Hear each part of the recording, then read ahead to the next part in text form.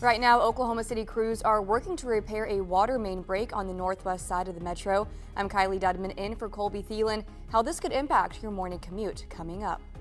Plus, a big night for Oklahoma City Mayor David Holt as he wins a third term by a landslide. We have a recap of last night's election. And our next big rainmaker, it is just days away, coming onto the coast of California. I'm meteorologist Megan Gold here with your Wednesday forecast. Live from downtown Oklahoma City, Oklahoma's own News 9 starts now. Well, rise and shine, Oklahoma, and thanks so much for starting your Wednesday morning with us here at News 9 this morning. I'm Kylee Dedmon.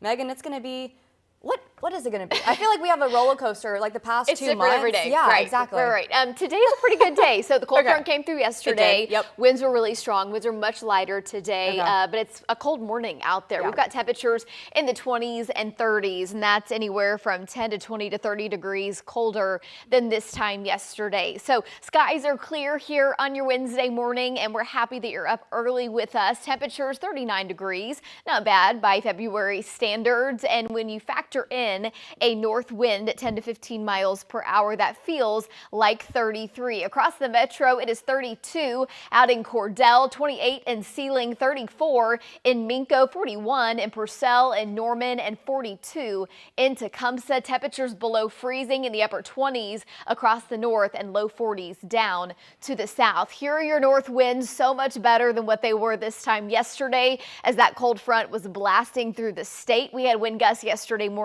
to nearly 45 miles per hour. So we will take 10 to 15 all day long. But with the wind, it does feel like the teens up to the north, 20s and 30s here from the metro down to the south and the east. And there's your 24-hour temperature change. Now, as we go into your Friday, your Saturday, it is all about the rainmaker that we have been tracking, that area of spin, the area of low pressure coming onto the coast of California this morning. There's actually a couple pieces of energy in here. We'll talk about how much rain do we see, the latest timeline. It's coming up.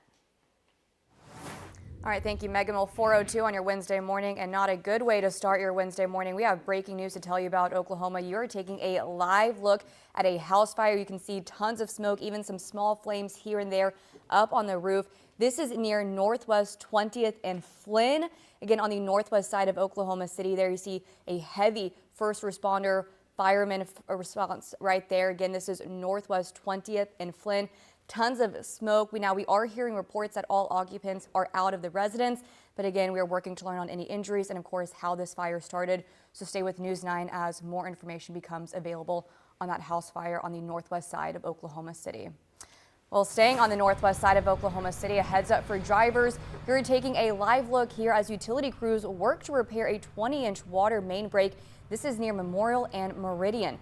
Now, traffic can continue northbound and southbound on Meridian, but there are lane closures going east on Memorial, so just something to note right there. Now, work should be done around 5 o'clock today.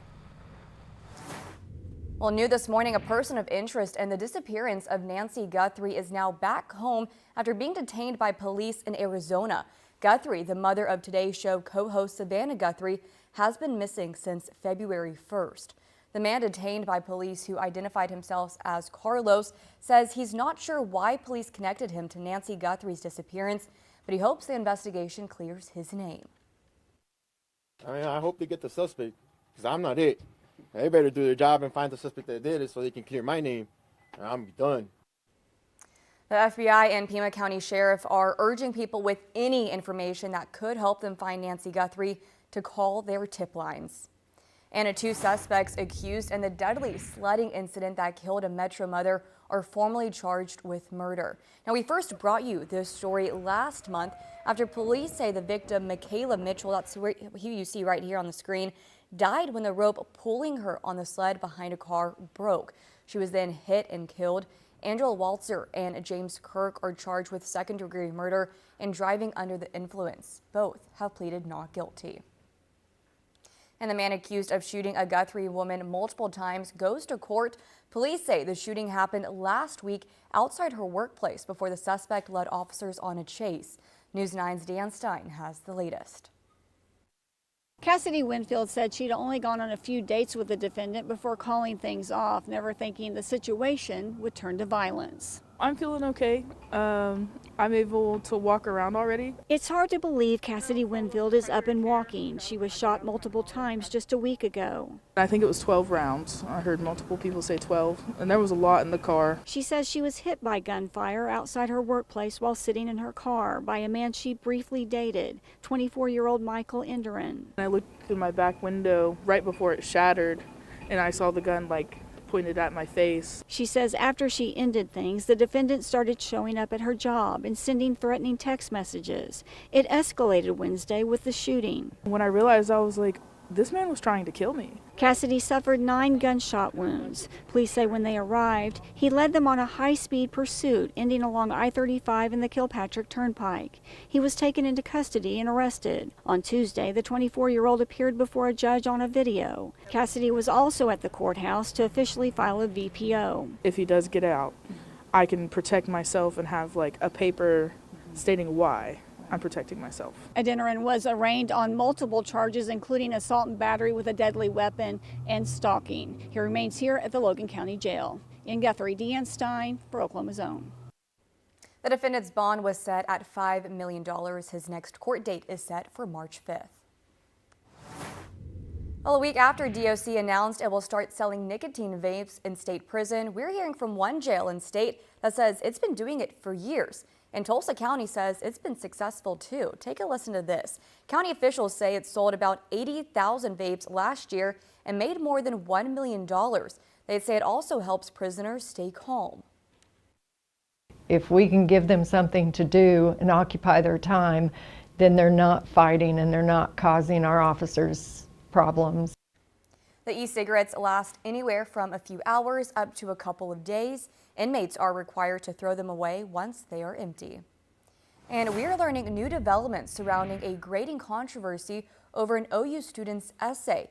The Oklahoma Free Speech Committee recommends the university clarify its grading policy.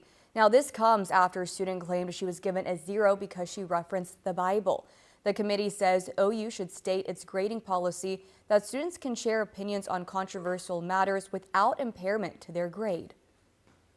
And State Representative Chad Caldwell, who's on the Free Speech Committee, is working on a related bill.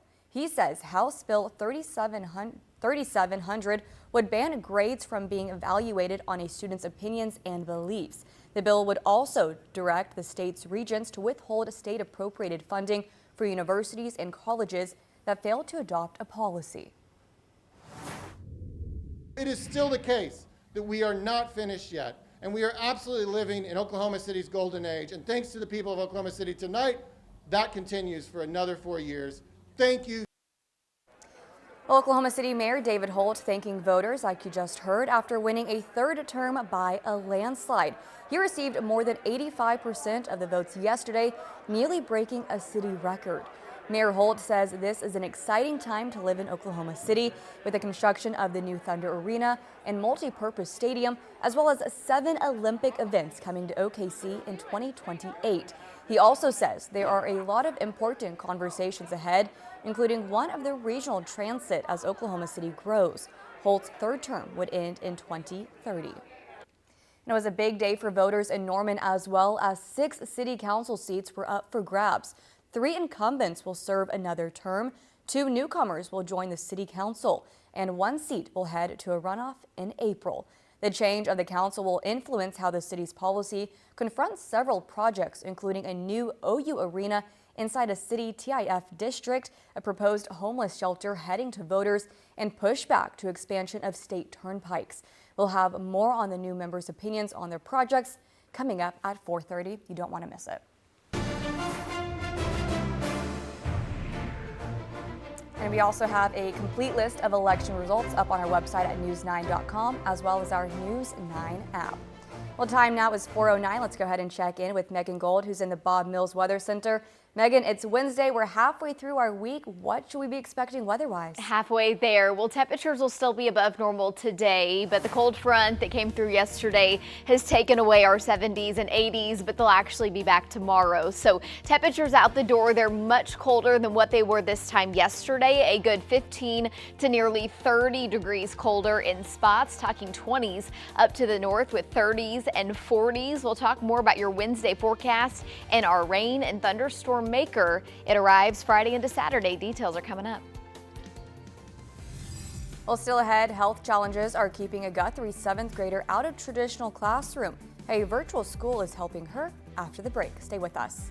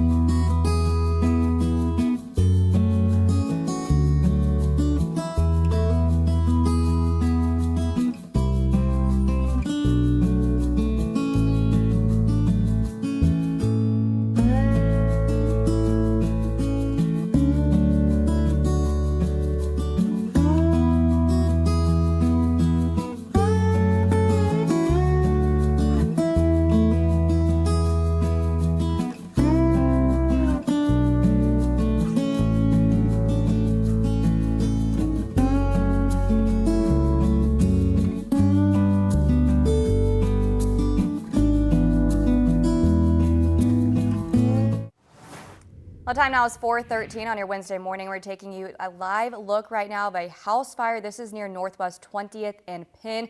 You can see firefighters there going to work on this house fire. Still tons of smoke in this area at this house fire. We haven't so much seen as many flames as we first saw when they first arrived. Crews are still working to get any hot spots out again. We are hearing that this was fully involved and also hearing that all the residents inside this house were out working to learn on any injuries. Our news tracker Lex Stanfield is there on scene working to grab any information from any of the fire officials on how this fire started and of course any injuries there on scene. But this is near Northwest 20th and Penn, and there you see water still going up, still working on any hot spots in that area. Stay with News 9 as more information becomes available. Now we have meteorologist Megan Gold with us. Megan, you were saying winds right now, they've calmed down from what they were yesterday. So hopefully that will help firefighters just in that area kind of control everything. Yeah, at about 10 to 15 miles per hour. So as the cold front came blasting through yesterday morning here in the metro by about 9 a.m., I mean, you could absolutely tell temperatures dropped very quickly. Yes. It brought in a really strong north wind. Northwestern Oklahoma had gusts to 40 and 45. Wow. Yesterday was a windy day, and the good news, winds will be much lighter. Now, of course, the big talk is this incoming weather system that we have that is bringing us some much needed rain. And looking at the latest data, it does still look like Oklahoma City sees up to an inch of rain, and the highest totals will be off into eastern Oklahoma, maybe even southeastern Oklahoma. And remember, when you're still several days out, when the storm is just now coming onto the coast of the United States, we get better data and we're able to fine tune this, but it does still look like the Northwest and the West, you all don't get quite as much in the way of rain. And we wish it was really just a statewide deal where everybody could have an inch or two of rain. But the hope is that as the pattern gets more active, we'll have more rain opportunities coming up. So let me walk you through day by day.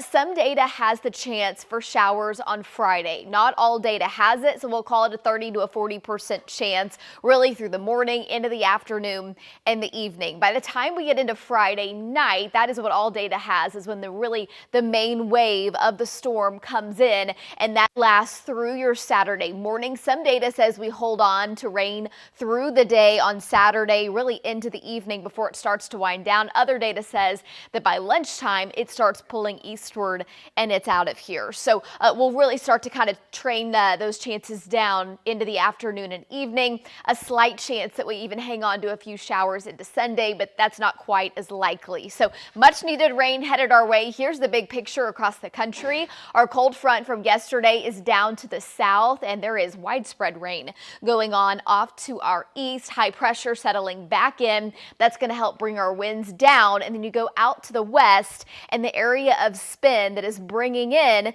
this storm with our rainfall or our rain potential is again just coming onto the coast of California this morning. And there's actually two pieces of energy with it. So here's one of the pieces of energy, and then kind of a secondary piece of energy back behind it. So already seeing rain and even some snow in the higher elevations of California this morning from that first piece of energy. So let's go ahead and time this out for you.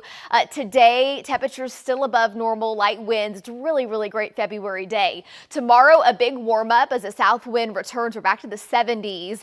And then the storm starts to track over Arizona to New Mexico. And by Friday, there's the chance for a few showers, with the main show arriving overnight Friday into your Saturday morning before it starts to pull away. Now, the big question, severe weather opportunities. It does not look like this brings us much in the way of anything severe, maybe some heavy rain, rumbles of thunder. And if we do have a few strong storms, I think it would be off into southeastern Oklahoma. By Sunday, sunshine returns. And by Monday into Tuesday, there's a storm system off to the west that is going to crank up our winds big time. Gusts to 35 and 40, which means fire danger ramps back up big time, and a storm off to the north, again driving the winds, and the bulk of the cold air stays off to our north. There's a chance we get a shot of some cold air towards the end of the month. Here's the live look from our Lucky Star Skycam network. 39 is our temperature right now, still breezy out the door, but nothing like yesterday. 33 is what it feels like across the metro. El Reno, you're 32, Midwest City 39,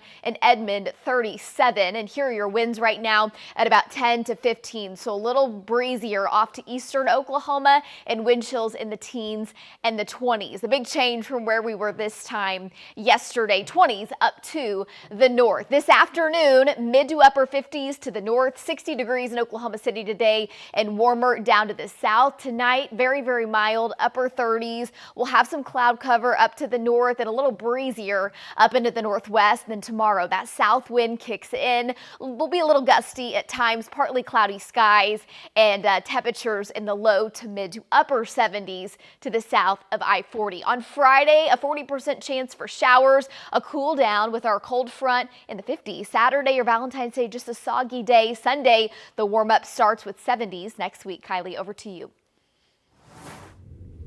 All right, thank you, Megan. Well, you have traditional, public school, charter, virtual, private, or homeschool. These are all options available for Oklahoma students to learn. But for one 7th grader in Guthrie, health challenges made the choice for her. News 9's Colby Thelen shares a story in this morning's Educate Oklahoma report. The walls and halls often taken for granted. But with new technology, that path may not be taken at all. Caden Harrison I'm pretty good with keeping up my grades. never had the choice. Mostly cold weathers like the winter right now gives me trouble. Trouble, some days, just getting out of bed. So she has a systemic idiopathic arthritis. Basically, it affects her organs and her joints. And then she also has a heart condition, and she has IBD, and she's immunocompromised. Mom Carissa knew school would be a challenge when she learned the diagnosis 11 years ago. When you say immunocompromised, I mean, that makes it impossible to go to traditional classroom being around other kids. We tried it when she was younger, pretty much in kindergarten and 1st grade. It did not work out. She would miss a lot of school. Then they found Oklahoma Virtual Charter Academy. Caden's work now, all done online. We're statewide, so that means they can be in all 77 counties, and currently we have about 4,300 students that serve 76 of those 77 counties. Audra Plummer is the head of OVCA, a school she says was built for those who may not fit the traditional mold. This allows for kids to have any kind of an option. They can really find what best works for them. And so many times sometimes in Oklahoma, in a small town, it's either the brick and mortar or homeschool. And the mom doesn't know homeschool is not for them. They need some help. And so virtual education gives that to them. Choice for Caden. It helps me be able to go to doctor's appointments either here or in another state, especially when I have to get infusions. So it allows me to miss like a few classes to go do that and then come back. I can watch the recording and then go from there. Carissa, for you, I know having an option that is different than traditional schooling, what has that meant to you? It's been a huge blessing. I mean, pretty much all her life, she wanted to be normal. She wanted to go to school. It's been a huge blessing because, you don't want your child to fall behind. This has allowed her to get the education that she needs. A daughter's education, never taken for granted. Absolutely peace of mind. Made easier with a choice. For Oklahoma's Own, I'm Colby Thelen.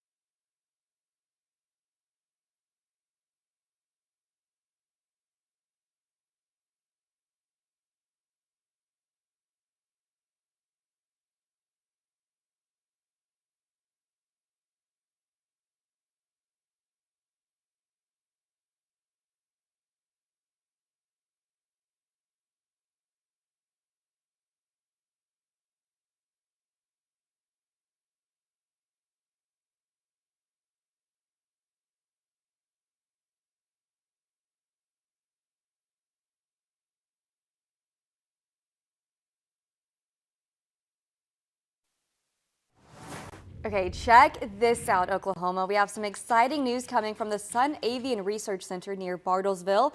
The bald eagles have laid their first egg of the season. Just absolutely wonderful and beautiful. Look at that. The research center shared this time lapse showing the moment that the egg was laid. Now the eagles are expected to lay a couple more eggs before the season ends. Look at that. Oh, you can see the egg. Oh, how incredible is that? And there's a live stream, right? So you can definitely watch it go at check all that times. out. Yeah.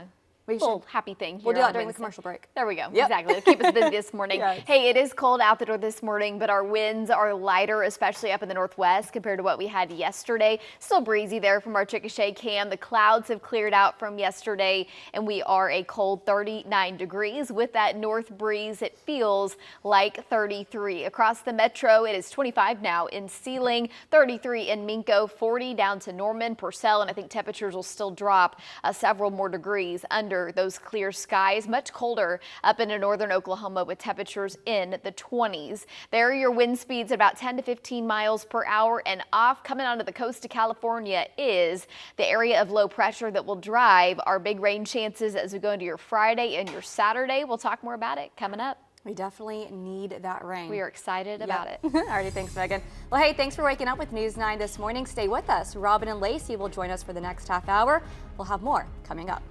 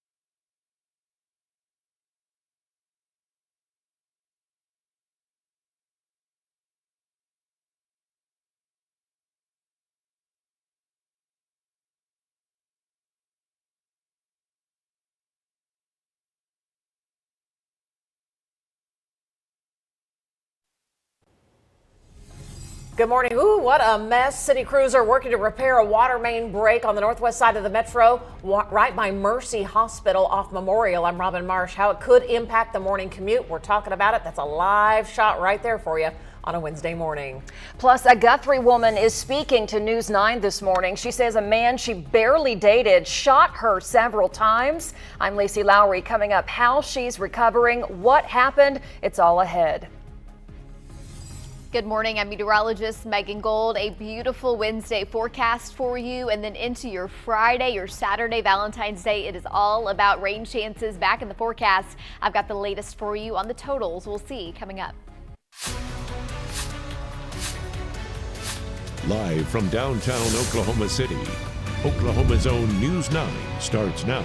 Good morning, Oklahoma. 4:30 on your Wednesday. It's too early to be dealing with a water main break out there. Ooh, that's kind of a rude wake-up call. Right by Mercy Hospital. We have a live shot there. We'll be telling you all about that coming up. We're talking about some nice weather. Yesterday, things were changing just a little bit. We've kind of been on a roller coaster ride. I know. It's much cooler this morning. Let's check in with Megan Gold in the Bob Mills Weather Center. Hey, Megan. Hey, guys. It is much cooler thanks to the cold front that came through yesterday. We have 20s and 30s. Remember, this time yesterday, it was 50s and 60s here in the metro. That cold front has brought in some cooler air, but today will still be above normal temperature-wise. And there's Old Glory blowing in the wind here on your Wednesday morning. 39 is our temperature right now, and it feels like 33 across the metro. It is 33 in Minco, 34 in Kingfisher, 39 in Midwest City, and all the way down I-35. Temperatures right at 40 degrees. You go up to the north and west, temperatures below freezing in the 20s. Winds are lighter there. Here in Oklahoma City, off to the east,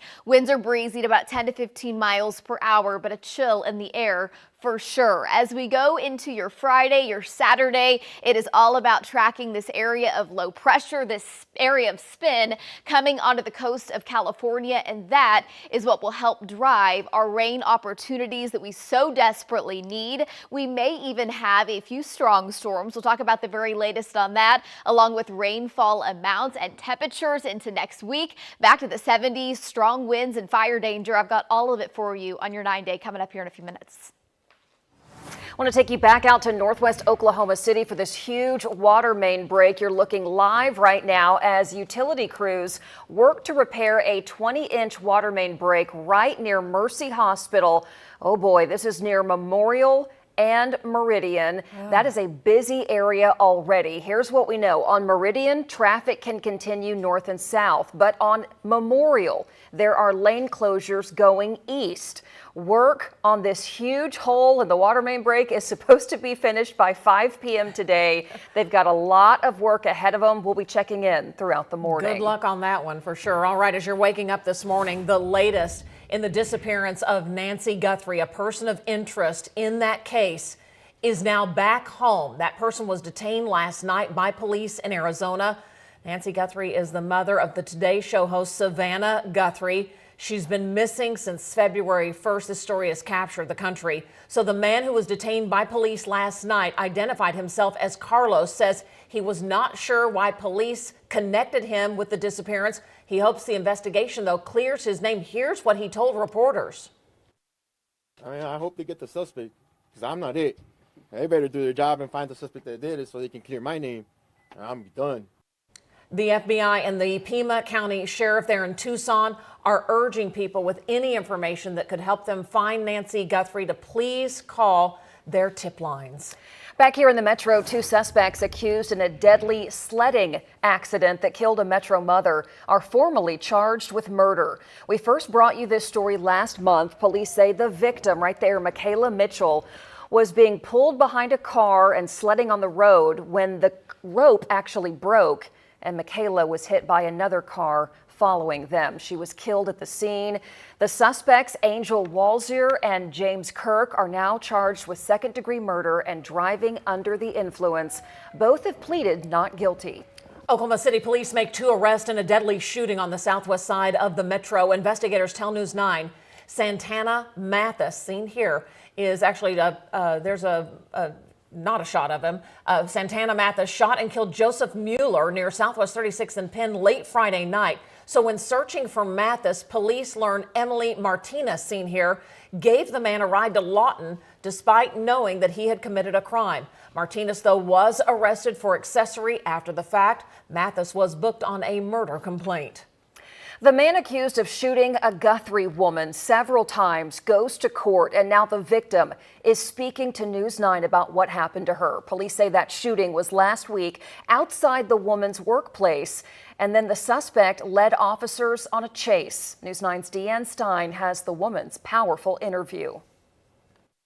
Cassidy Winfield said she'd only gone on a few dates with the defendant before calling things off, never thinking the situation would turn to violence. I'm feeling okay. I'm able to walk around already. It's hard to believe Cassidy Winfield is up and walking. She was shot multiple times just a week ago. I think it was 12 rounds. I heard multiple people say 12, and there was a lot in the car. She says she was hit by gunfire outside her workplace while sitting in her car by a man she briefly dated, 24-year-old Michael Enderin. I looked through my back window right before it shattered, and I saw the gun pointed at my face. She says after she ended things, the defendant started showing up at her job and sending threatening text messages. It escalated Wednesday with the shooting. When I realized, I was like, this man was trying to kill me. Cassidy suffered 9 gunshot wounds. Police say when they arrived, he led them on a high-speed pursuit ending along I-35 and the Kilpatrick Turnpike. He was taken into custody and arrested. On Tuesday, the 24-year-old appeared before a judge on a video. Cassidy was also at the courthouse to officially file a VPO. If he does get out, I can protect myself and have a paper stating why I'm protecting myself. Enderin was arraigned on multiple charges, including assault and battery with a deadly weapon and stalking. He remains here at the Logan County Jail. In Guthrie, Deanne Stein for Oklahoma's Own. The defendant's bond was set at $5 million. His next court date is March 5th. Well, a hit on a national DNA database leads to an arrest in a decades-old cold case out of Oklahoma City. Police say Leon Harris was stabbed to death near Southwest 15th and Penn. This was June of 2003. No arrest had been made, but last year, the Oklahoma City Police Department Cold Case Unit reviewed the case. They found DNA on the murder weapon, and a database connected it to Lloyd Brown. Lloyd Brown was arrested. He told police he did stab Harris, but in self-defense. Right now, he is in jail being held on a murder complaint. The Oklahoma Highway Patrol is reminding drivers to slow down. Please move over for flashing lights because this keeps happening. OHP says a driver hit a trooper's car on the H.E. Bailey Turnpike Monday afternoon. So much damage right here. The trooper was away from her car at the time. Luckily, she was not hurt. The driver who caused the crash had to be flown to the hospital. Luckily, that driver is expected to survive. It is still the case that we are not finished yet, and we are absolutely living in Oklahoma City's golden age. And thanks to the people of Oklahoma City tonight, that continues for another 4 years. Thank you. Well, congratulations going out to Oklahoma City Mayor David Holt. There he is thanking voters last night after winning a third term as Oklahoma City mayor. He received more than 85% of the votes. The person who campaigned against him really didn't campaign that hard. David Holt nearly breaking a city record. Mayor Holt says this is an exciting time to live in OKC with the construction of the new Thunder Arena and multi-purpose stadium, as well as 7 Olympic events coming to OKC in 2028. Holt says there is a lot of important conversations still ahead, including one on regional transit as Oklahoma City grows. David Holt's third term would end in 2030. A big day for voters in Norman as well. More than half of the city council seats were up for grabs. One seat will now head to a runoff in April, but the winners will shape the city's policies for several major projects. News 9's Matt McCabe has more on where the new council members stand. 6 seats up for election on Norman's City Council earned 3 incumbents another term and brought 2 newcomers and are pushing another ward to a runoff. The changing composition of the council will influence how the city's policies confront a recently cleared path forward for a new OU arena inside a city TIF district, a proposed homeless shelter heading to voters, and pushback to expansion of state turnpikes.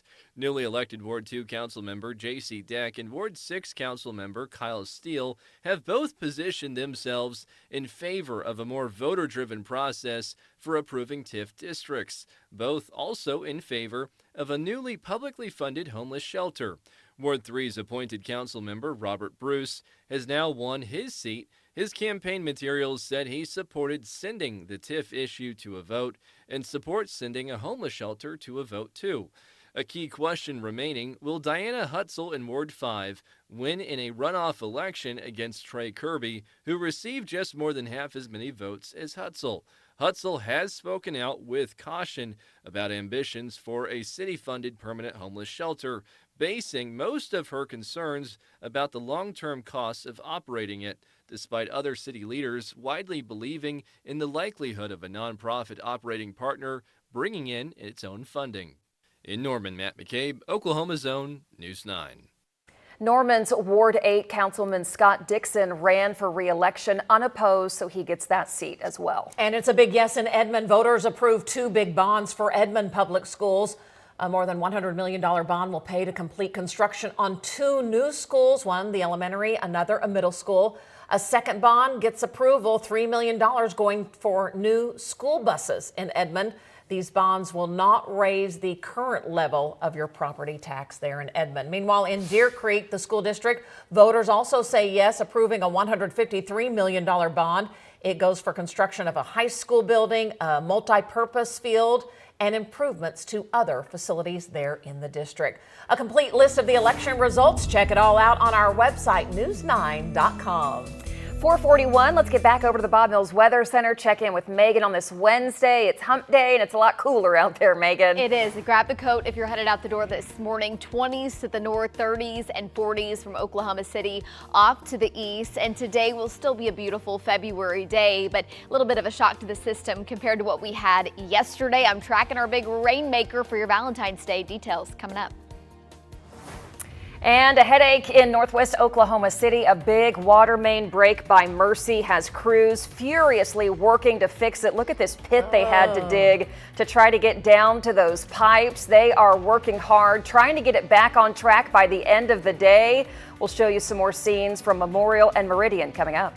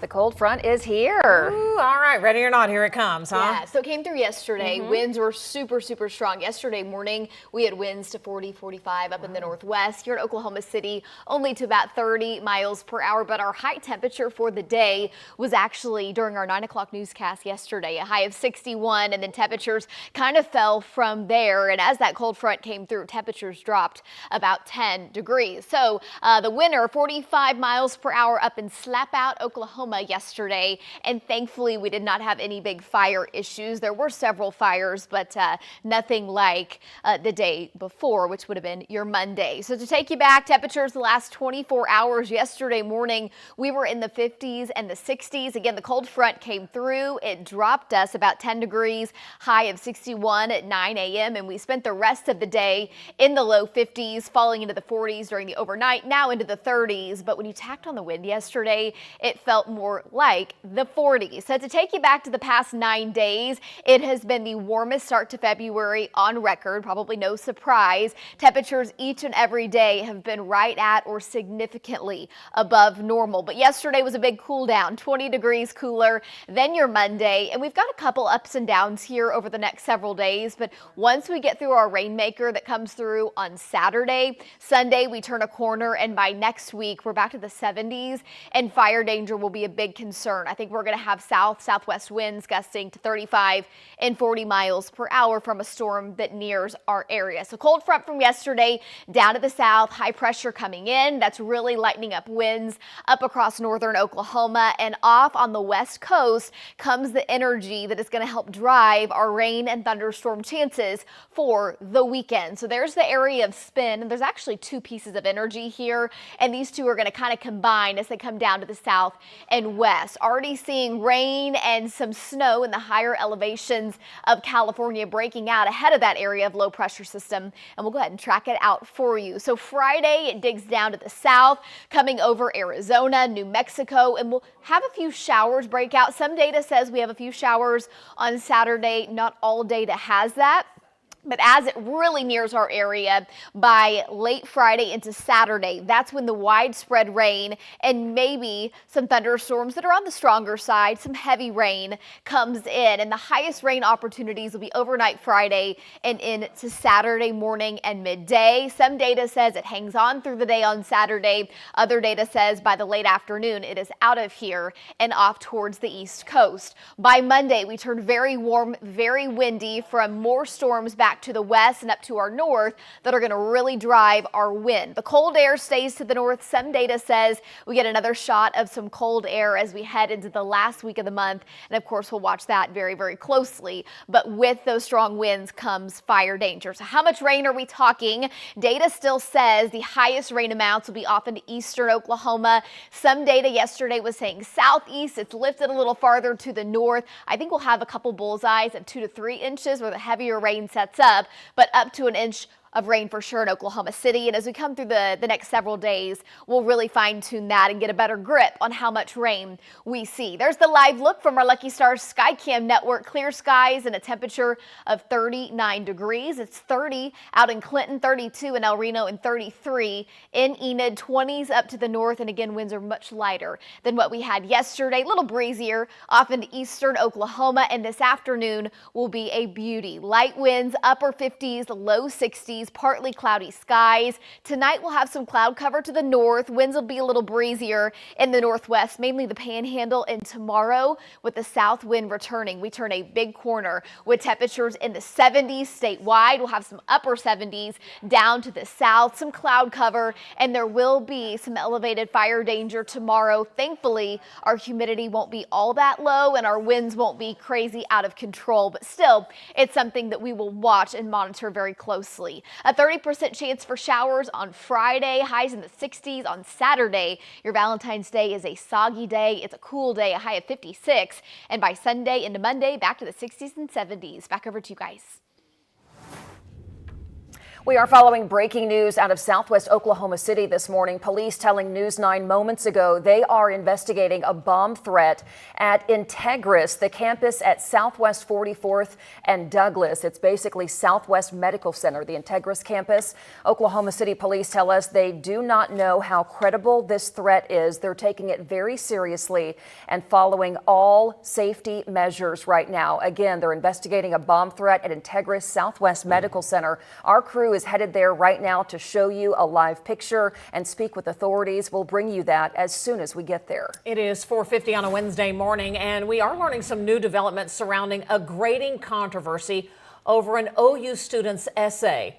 The Oklahoma Free Speech Committee recommends the university clarify its grading policy. This comes after a student actually received a 0 grade in her essay, which referenced the Bible. The teaching assistant who gave her that grade was later dismissed from teaching duties. But the committee says OU should state its grading policy that students can share opinions on controversial matters without hurting their grade. And State Representative Chad Caldwell, who is on that free speech committee, is now working at the state capitol to come up with a bill to try to make it a law that students cannot be punished for sharing their beliefs. He says House Bill 3700 would ban grades from being evaluated on a student's opinions or beliefs. That state bill would also direct the state regents to withhold appropriate funding for universities and colleges that fail to adopt their own policy.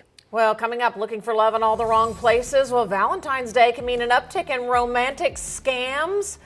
We'll tell you how AI is even playing a part in that. It's ahead on 9.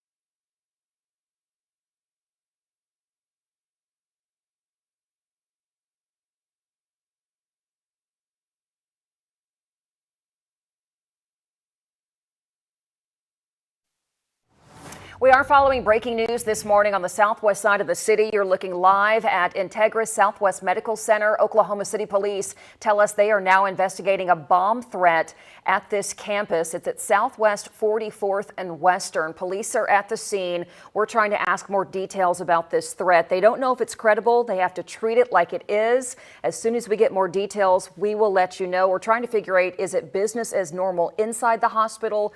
Has anything changed? We'll keep you posted as soon as we get that answer. So that's at Integris on the south side. Now on the northwest side by Mercy Hospital. Look what's going on there. Just a heads up. A huge water main break. This is a live look this morning. Utility crews trying to repair a 20-inch break right near Memorial and Meridian. That's right in front of Mercy Hospital. Traffic can get through north and southbound on Meridian, but Memorial right there in front of the hospital, you might want to just plan an alternate route for the day. They say they're going to have it done by the end of the workday. We'll be watching, fingers crossed, but what a mess. And it's chilly out there too this morning, Megan. It is cold, a little breezy. Our winds are much lighter than what they were this time yesterday, but today will be absolutely beautiful. Temperatures warming right around 60 degrees. We'll talk more about rain chances for the weekend coming up. All right, keep it here on News 9. More headlines for you next.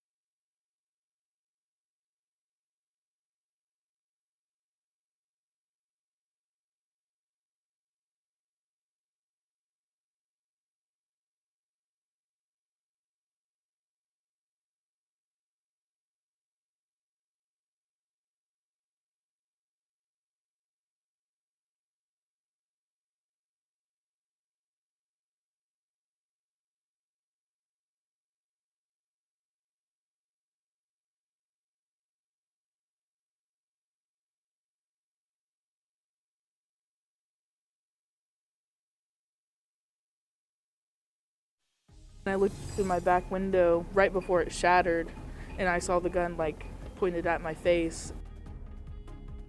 Can you imagine? Here at 5 a.m., a Metro woman survives after being shot several times by a man she says she barely even dated. I'm Lacie Lowry. Coming up, hear her exclusive story right here only on News 9. And the votes are in for elections in 60 counties across the state. Good morning, I'm Robin Marsh. A look at some key city council races, including the major changes to the Norman City Council. Live from downtown Oklahoma City, Oklahoma's own News 9 starts now. 5 a.m. on our Wednesday morning as we say good morning. We have really two breaking news stories developing at two hospitals at the Metro. First, let's show you what's going on. On the left, Oklahoma City Police right now investigating a bomb threat at the Integris Health campus on the southwest side of the Metro. This is at Southwest 44th and Western.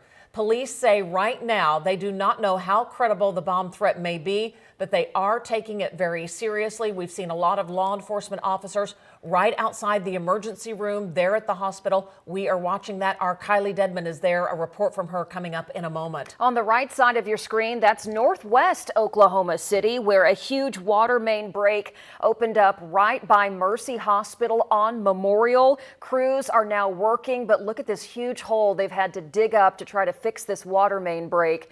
They think they can have it finished by 5 p.m. today, but they have a lot of work between now and then.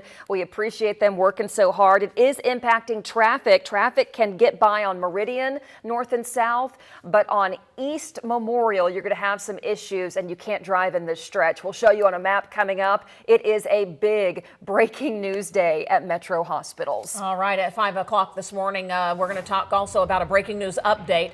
A fire. Firefighters say 5 people made it out safely this morning when their home caught fire right near Northwest 20th and Flynn. Crews tell News 9 they found the front of the house on fire and the flames spread to the garage. Take a listen. Right now it's under investigation. It looks like it might have been an electric scooter that was charging in the garage, but that's really preliminary. That's interesting. Possibly an electric scooter charging in the garage. No injuries were reported. Crews believe the fire damaged about 25 to 30% of that house. It is 5:02. We definitely want to talk about the weather today. Some changes, cooler changes coming. Megan's in for Lacie. Lacie is taking a little time off. Megan, good morning. Good morning, guys. 2 more dry days before our big rainmaker arrives. We had a cold front come through yesterday, and this morning is much, much cooler than what we had yesterday. This time yesterday in Oklahoma City, our temperatures were in the mid to upper 50s with some 60s. Off to the south and east, about 15 to 25 degrees colder this morning, and you'll notice that difference out the door. Thankfully, our winds are relatively light to breezy. Here is the live look from our Lucky Stars Skycam network. The skies have cleared out. We did have some cloud cover yesterday. It's 37 degrees, but it feels like 31. On the west sides of the Metro, temperatures below freezing. Down at Lake Thunderbird, it's 41, 39 from Hera to Choctaw, McLeod, and Meeker, 37 in Edmond to Arcadia, and 35 in Guthrie. Up in northern Oklahoma, temperatures in the 20s, winds much lighter up to the north, and Oklahoma City off to the east. Our winds at about 10 to 15 miles per hour, but wind chills this morning are in the teens and the 20s. So bundle up if you're headed out the door. Again, 2 more dry days before this area of spin, actually kind of 2 pieces of energy off the coast of California combine, and that is what brings in our big weekend rainmaker. We'll talk more about it here coming up in Big Weather. Back to you guys.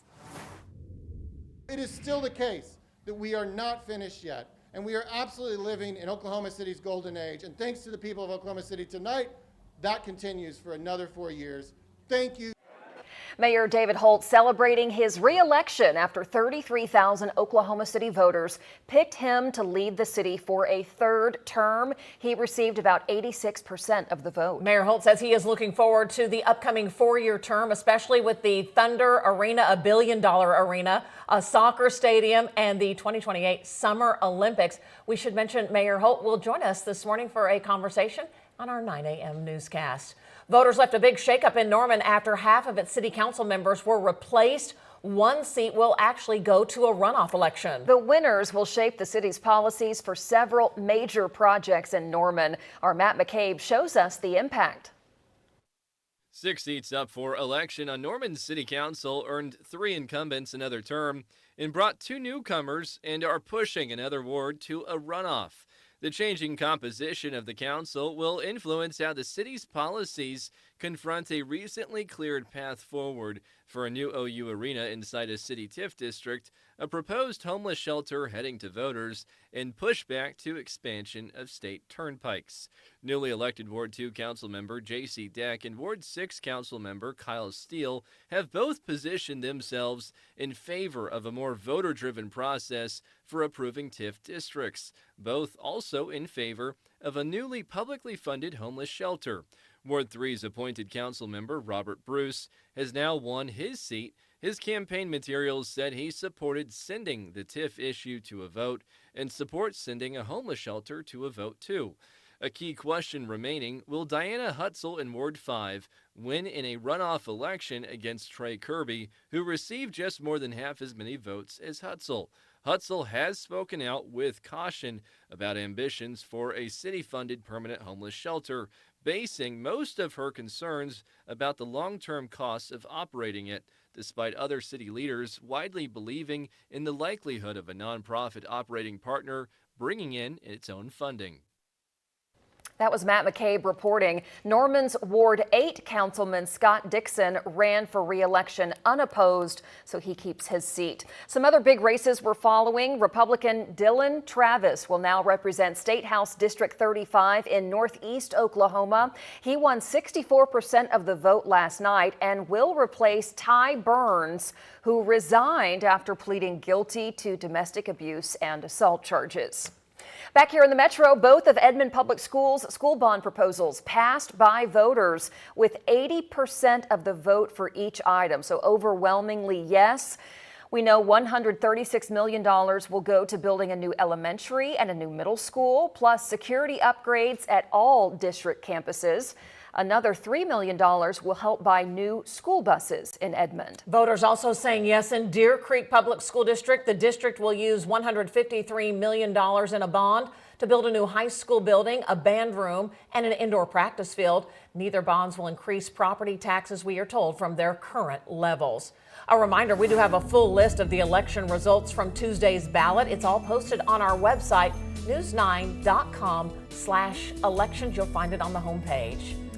Your time now, 5:07. Mercy Hospital in Northwest Oklahoma City says its campus is open today, but patients may have some trouble getting in due to that water main break we're following. Oklahoma City crews right now are trying to fix a 20-inch water main break kind of right in front of the hospital on Memorial between McCauley Boulevard and Tulsa. That's that little bridge that crosses over the Kilpatrick. You can still get into Mercy, though, from the Meridian side. This is a live look. Crews say they're trying to get this fixed up and repaired. They hope to have it done by 5 p.m. We will be watching that. Here it is on your screen right here. You can see there's the Kilpatrick and Memorial. Mercy right there, we're kind of pointing at it. This is what we're talking about as far as this water main break. The eastbound lanes of Memorial will be closed for most of the day on Memorial only. Again, we'll be following the progress. Hopefully they're done by 5 p.m. Well, we want to show you a first look at Oklahoma's new driver's license and state ID. Service Oklahoma says it will start issuing these February 17th. Officials say those with the current designs do not need to switch over until it is time to renew your driver's license. Because of the upgrade, Service Oklahoma says some services will be suspended for a few days. All online services will be taken down starting at 5 o'clock today through next Monday. All Service Oklahoma in-person locations will be closed Thursday through Sunday. That means you cannot work on your IDs, the tags, or the payments temporarily. All right, 5:09. It's a busy morning on this Wednesday. Let's check in with Megan Gold. Megan, you've got some lower temperatures to talk about too. Yeah, we're in the 20s and 30s this morning. We had 50s and 60s at this time yesterday. Cold front came through. Today will be absolutely beautiful. Tomorrow, even warmer. And then it's all about our big rainmaker that comes in from the south and west with rain and thunderstorms overnight Friday into your Saturday. And then we turn very warm and windy with fire danger threat. We'll talk more about your full 9-day forecast. Also, how much rain do we see? That's coming up right after this break. Don't go anywhere.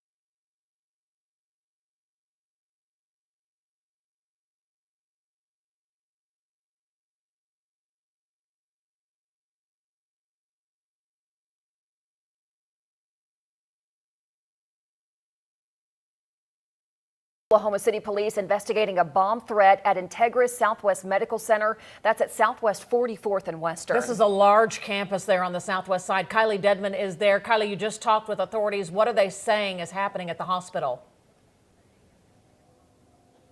Yes, Robin, a large campus and a large police response too. You can see quite a few police cars right behind me here in this parking lot. Now, I did just talk with the supervisor and their spokesperson for the police department, and they were saying that they are actively investigating this suspected bomb threat. Now, they were also saying that the bomb squad unit is currently going to be out here. They're not here yet, but they are on the way here to, of course, still investigate this. And they're taking all precautionary measures to make sure that everybody is safe, whether it's inside or outside as well. Now, we don't know specifically where the item where they think a suspected bomb was inside, so we're still working to learn any information on that. But again, heavy police presence here at Integris Health Southwest Medical Center. Again, working to learn any information at all. But again, the bomb squad unit will be here momentarily. They're on their way. And again, just working to learn any information on any injuries at this time and any reports on that. But police are actively investigating the suspected bomb threat. So stay with News 9 for more information. Reporting live here at Integris Health on the Southwest Medical Center, Kylee Dedmon, Oklahoma's own News 9. As we continue with that shot there, most of the law enforcement there are right outside the emergency room. You can see the parking lot has a lot of police there. This hospital has about 300 beds. It's probably not full on a day like today, but that just tells you how large of a presence this is for that side of the community on Southwest 44th and Western. Again, the bomb threat was reported right before we came on the air about 4:30 this morning, so we are following the breaking news. It doesn't look like there's a lot of commotion going on, but, you know, it's interesting, Lacey, as we come back here, you know, Duncan Regional had 2 bomb threats in January, and now this morning, you know, those turned out to be nothing, so we're hoping that's the same case here, but it is a little scary. Yeah, it's always swatting calls, they say, until one isn't, so you have to treat all of them seriously. We'll be following that throughout the morning, also following a change in the weather. My goodness, Thankfully, 81 on Monday and 20s this morning. All over the place. Thankfully, we're not dealing with any cold air. I think there's a chance later in the month. Some of the data says we get another big cold shot. Oh boy. But I mean, another good week, 2 weeks without any big. We'll worry about it later, right? We're back to the 70s by Monday. Really? Actually, no, sorry, by tomorrow and then Monday as well. Okay. So we've got up and down and up and down. Today's a great day, less wind, temperatures right around 60 degrees, and then it's all about the rain that is headed our way. So let's talk about it. Rainfall amounts still look highest off into eastern Oklahoma. I do think there will be a bullseye or two of 2 to 3 inches where the heaviest rain sets up. Here in Oklahoma City, up to an inch. I think on the higher side, we could see 1.5 inches. And remember, this will still change as our storm system is just now approaching the coast of California. I think western Oklahoma and the northwest sees the least, but regardless, this is still a statewide rain, which is really, really good news for us. So a colder air has settled into the plains. It's 19 in North Platte. We've got high pressure settling in. Winds are lightening up compared to what we had yesterday, and our front from yesterday is well down to the south. Yesterday, it wasn't a huge deal temperature-wise. I mean, from the 80s to the 50s, it's a big swing, but it was about the wind. The wind had a huge bite to it yesterday, and today with less wind, temperatures running a good 5 to 10 degrees above normal. It's a really good day for us. We did have a few showers down in southeastern Oklahoma during the overnight hours. Otherwise, we have all been dry. And as our storm system for your Friday and Saturday approaches from the west, there is rain across portions of California and snow in the higher elevations of the mountains with winter storm warnings going on. So 2 pieces of energy out off the west coast. Those 2 are going to combine. And let's go ahead and track this storm out for you. As we go Friday evening, some data says we get a few showers Friday morning through midday. That's not locked in. But what is locked in is overnight Friday and into Saturday is our big rain and thunderstorm opportunity. Severe risk looks very low. I think if we have a strong storm or 2, it would be down in southeastern Oklahoma. And then that's out of here. Your Sunday, absolutely beautiful. By Monday, we're back to the 70s and very windy conditions Monday into Tuesday and Wednesday as storms approach from the west and the north. And that's really going to help crank up our winds, which means fire danger will be a big concern. And again, a chance for another cold shot as we go into the last week of of the month. So to kind of track this out for you here on Future View, a few spotty showers possible Friday morning, and then Friday evening into the overnight comes the main wave of rain, and some data says that lasts through lunchtime into the early afternoon and evening. Other data says it's out of here by lunchtime and into the early afternoon, but I think we may even have a few spotty showers into the overnight off to our east. Regardless, this is a great thing for us because we need the rain. Here is the live look from our Lucky Star Skycam network. Clear skies, 37 degrees, and it feels like 31. North winds are breezy this morning. El Reno, you have fallen to 31, 33 in Kingfisher, 25 in Sealing, 36 in Chickasha, over to Shawnee, and up across northern Oklahoma, the more widespread 20s, a few 20s out to the west. Altus, you're 34 degrees, and these temperatures are 15 to 25 degrees colder than this time yesterday. But winds are much lighter, about 10 to 15 miles per hour. Up in the northwest, your winds are very light, but even with light winds, it feels like the teens and 20s. So bundle up this morning. This afternoon is an absolute beauty. Upper 50s to the north, winds at about 10 to 15 miles per hour. 60 degrees in Oklahoma City today, and we'll have temperatures in the mid to upper 60s down to the south under partly cloudy skies. Overnight tonight, upper 30s, a pretty mild night. We'll have some cloud cover off to the north, and then tomorrow, south winds kick in. Temperatures back to the 70s, 72 here in Oklahoma City, a good 20 degrees above normal once again. And tomorrow there will be an elevated fire threat. Thankfully, our humidity values will not be as low as they were on Monday, running at about 20 to 30% with some wind gusts to 20 and 25. So we'll still monitor it, but I don't think it's going to be as high of a fire danger day as we had on Monday. Here's your full 9-day forecast. 60 degrees today. Tomorrow brings a big warm up, but then our cold front comes through late in the day. A chance for a few showers on Friday. Saturday, an 80% chance for rain and thunderstorms. Again, severe risk is very low. On Sunday, sunshine returns, and then there come your winds on Monday, Tuesday, and into Wednesday, and that will really crank up the fire danger. A slight chance for a shower or two on Wednesday. Back over to you guys.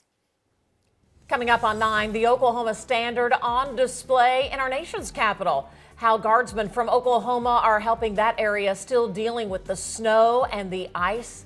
The story coming up.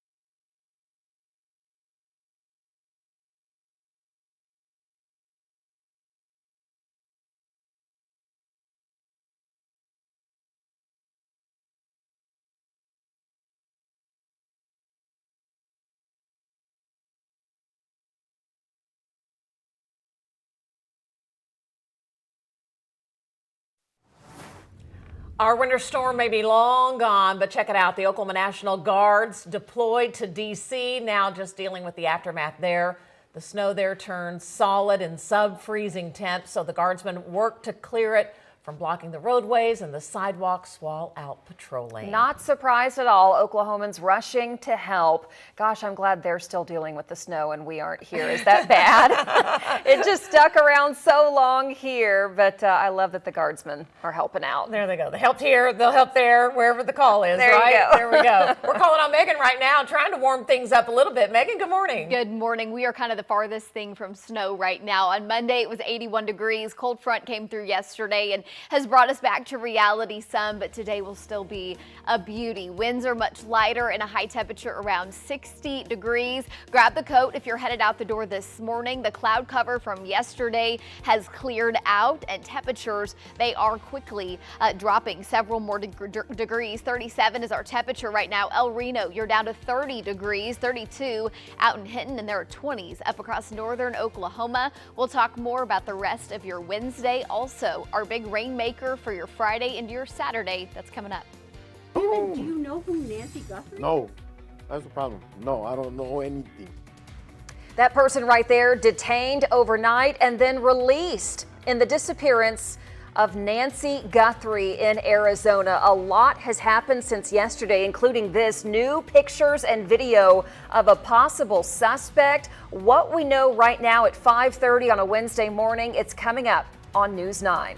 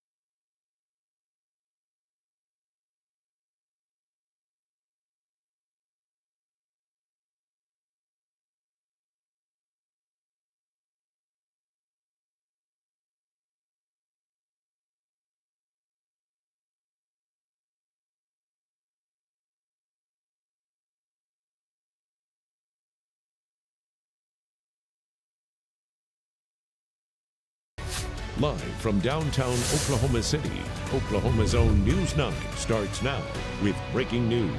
And we do have an update to breaking news we've been following. Oklahoma City Police investigating a bomb threat at Integris Southwest Medical Center. That's at Southwest 44th and Western. Let's get out to our Kylee Dedmon. Kylee, you just talked with police and now there is an update about this threat. What have you learned?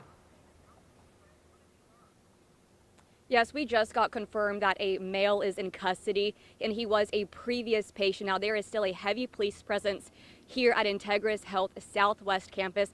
And again, this is a huge campus, so kind of just a pinpoint on a closer location of where police are at this area.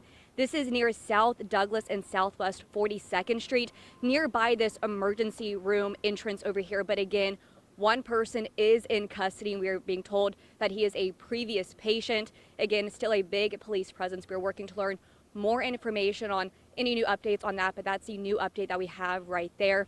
We will keep you updated as more information becomes available, so stay with News 9, but that is the update.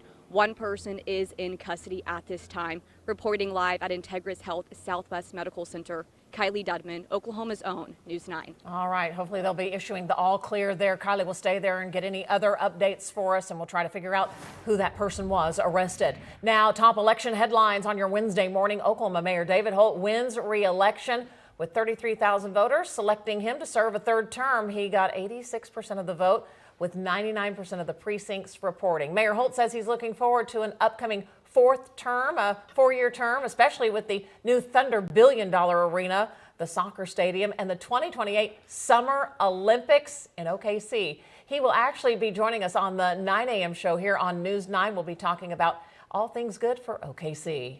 Voters have now picked the winners of half of Norman City Council's seats. Last night's election drew 3 incumbents for another term, as well as 2 newcomers, and we now know another ward will go to a runoff. Ward 8's Councilman Scott Dixon ran unopposed, so he keeps his seat. The winners are expected to deal with several hot button issues in Norman, including tax increment financing districts, operating the new homeless shelter, and the controversial turnpike expansions running through Norman and Cleveland County. And we need to mention multi-million-dollar bond proposals approved for Edmond and Deer Creek schools. Voters saying yes. The results of all the elections are on our website, news9.com, right on the homepage. And we do want to remind you this morning, right now we are live on the News 9 YouTube channel. You can scan the QR code right here. Please subscribe, leave a comment or a question, say hi, let us know where you're watching from. We'll get to some of the comments throughout the newscast. I read one of them, and Megan, it says brr on this Wednesday. Kind of a drop in temperatures, huh? Yeah, after yesterday's cold front, this morning is significantly colder than what we had yesterday. We were in the mid to upper 50s at this time yesterday in Oklahoma City, and we are about 37 degrees right now. So a big time chill. We haven't had a cold morning in several mornings. The big deal, of course, is into your Friday, your Saturday, the big chance for rain, a statewide rain that we need so desperately. And a lot of people have plans. Of course, it is Valentine's Day weekend. On Friday, the chance for a few showers, and then into the overnight and through the morning, midday on Saturday, rain chances up to an 80%. We'll talk more about it coming up here in just a few minutes. But to talk about that burr, again, temperatures anywhere from 15 to about 30 degrees colder than this time yesterday. Clouds have cleared out. We did have quite a bit of cloud cover yesterday. 37 is our temperature right now, and it feels like 31. Our winds have lightened up significantly from what they were yesterday. It is 32 in Piedmont. Good morning to those of you in Okarche. 31 there, 36 in Mustang, and 38 in Midwest City to Freedom, Fairview, Camargo. Temperatures are in the 20s, 27 in Alva, and 30 in Woodward. Winds are at about 10 to 15 miles per hour out of the north, and it feels like the teens and the 20s. So bundle up. Off the West Coast, there are 2 pieces of energy that we're watching, and this is what is going to drive in our rain opportunities for your Friday and Saturday. We'll talk all about it coming up here in a few minutes. When they finally told you this had to do with some kidnapping, like what were you thinking? Like, what the am I doing here? I didn't do anything, to be honest. Like, I'm innocent. You just heard from a man in Arizona who was detained late last night and then released hours ago, all over the disappearance of Nancy Guthrie. Yeah, the search for the elderly mother of the Today Show co-host Savannah Guthrie is now in its 11th day. It was a whirlwind of emotions yesterday in the case. Bradley Blackburn has more on the breaking developments. The search for Nancy Guthrie, mother of Today Show co-host Savannah Guthrie, continues. Overnight, the FBI and Pima County Sheriff's Department said they had conducted a search at a house in Rio Rico, Arizona, a community near the border that's about an hour south of Tucson, and that a person had been detained in connection to the case during a traffic stop. I don't know anything. This man says he was held and later released. They just told me, stop moving.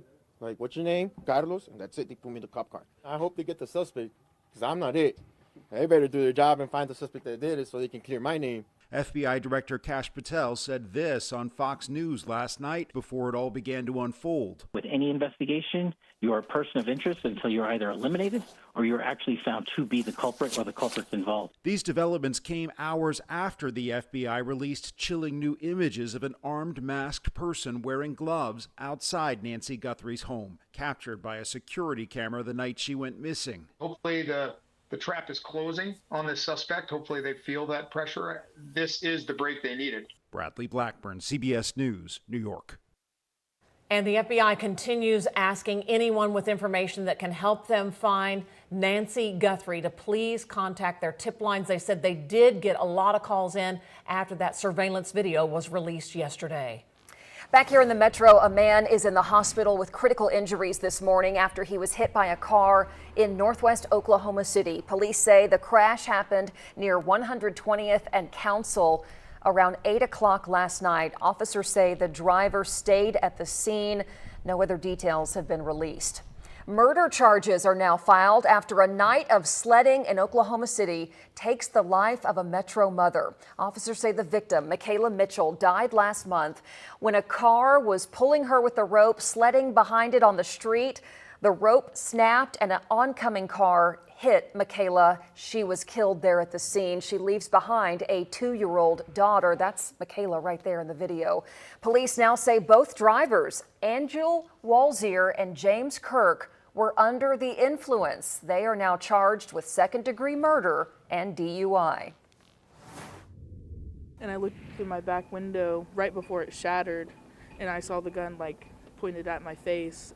Only on News 9, that is Cassidy Winfield. She's sharing her story of survival after she was shot multiple times just a week ago by a man she barely dated. Now, she tells us Michael Adeniran started threatening her after she ended things with a relationship. Metro Police say he shot her in her car last week and led officers on a chase in Guthrie. Cassidy says she managed to drive away and didn't even realize that she had been shot. No, I didn't feel anything. I didn't know until when I was driving away. I looked down and saw that the one on my leg here was open. Boy, lucky she's alive. Meanwhile, the suspect, Adeniran, was arraigned on multiple charges yesterday, including assault and battery with a deadly weapon. Taking a live look this morning at the state capitol, several bills inspired by a controversial failed Bible essay at OU have cleared their first hurdle at the Capitol. Graduate teaching assistant Mel Kurth at OU was fired after junior student Samantha Fulnicki reported Kurth for religiously discriminating against her. A new House bill requiring student grades to only be evaluated by academic performance and not a student's opinions or beliefs has now passed out of committee. Another Senate bill would require graduate assistants to be trained specifically on not penalizing students for lawful expression. That Senate bill also passed out of committee. All right, let's take a live look this morning from our Bob Mills Arena cam. Uh-oh, look there, no more. The old Cox Convention Center. Yep, that is almost every part of it gone because the new $1 billion Thunder Arena will be built right here. There's a few road closures for drivers in the downtown area. Parts of Broadway will be closed through March 1st, and then 2 lanes on Sheridan are also closed if you're traveling eastbound. The work runs daily from 6 a.m. to 6 p.m., pausing for Thunder games and major events. It's weird sitting here at the station and being able to see all the way to the Paycom Center. There used to be a building there. Well, checking in with the Winter Olympics, Team USA now has 7 medals, up 5 more since we secured 2 golds earlier in the week. USA snagging our first ever medal in mixed doubles curling. The team won silver.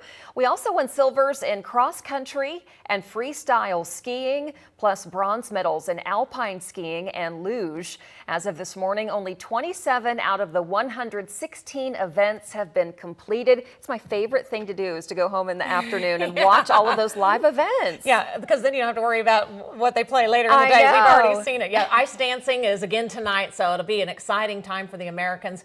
We're watching the weather here, and it is, we're not dealing with the ice right now. No ice here. What's one of y'all's favorite winter events? Do you like the ice dancing? I like the ice dancing. I like all the skiing, too. Yeah. What about you, Megan? I love the ice skating and the skiing. I've been a big Lindsey Vonn fan for years and was heartbroken, but just the determination to get out and to how do that. fast they go down that mountain, like 80 miles per hour, Megan. I know, it's amazing. I get super competitive when it comes to the Olympics. Like, I want us to win. I sprained my ankle walking into the newsroom. You are an Olympic athlete. Us. Mindset only. There you go. Yeah, exactly. Hey, here in the Bob Mills Weather Center, I'm trying to be an athlete for you here. Keeping a good forecast for today. It will be a great February day. 37, though. A big chill in the air after yesterday's cold front. Temperatures in the 20s to the north, and we're about 15 to 25 degrees colder than this time yesterday. Rain chances still in the forecast for Friday into Valentine's Day. We'll talk about your forecast coming up. We're also watching the morning drive for you on a Wednesday morning, taking a live look from our Lucky Star Skycam network. A lot of drivers already up and at 'em on a Wednesday morning. We will be checking the traffic report for you as you get ready for your day. We're glad you're waking up with us here on News 9.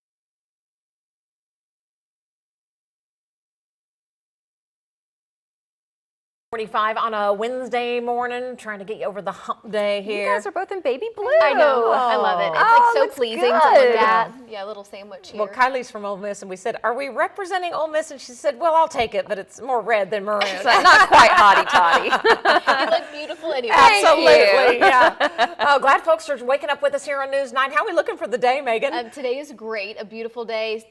Temperatures still above normal. Winds are much lighter than yesterday. And I want to start with our Valentine's forecast. A lot of people, I know you're celebrating tonight, Lacey. Yeah, a 5 p.m. dinner. Really romantic. I love it. I got to tell my husband it's Valentine's on Saturday. Surprise. Plans TBD. Keith, you don't know it yet. What day is that? Same day every year, honey. Same day every Never year. changes. Yeah, well, at least Saturday, it'll be a wet day. So kind of a soggy inside day. And there's a lot of people that love to spend Valentine's Day that way, just hanging out at home.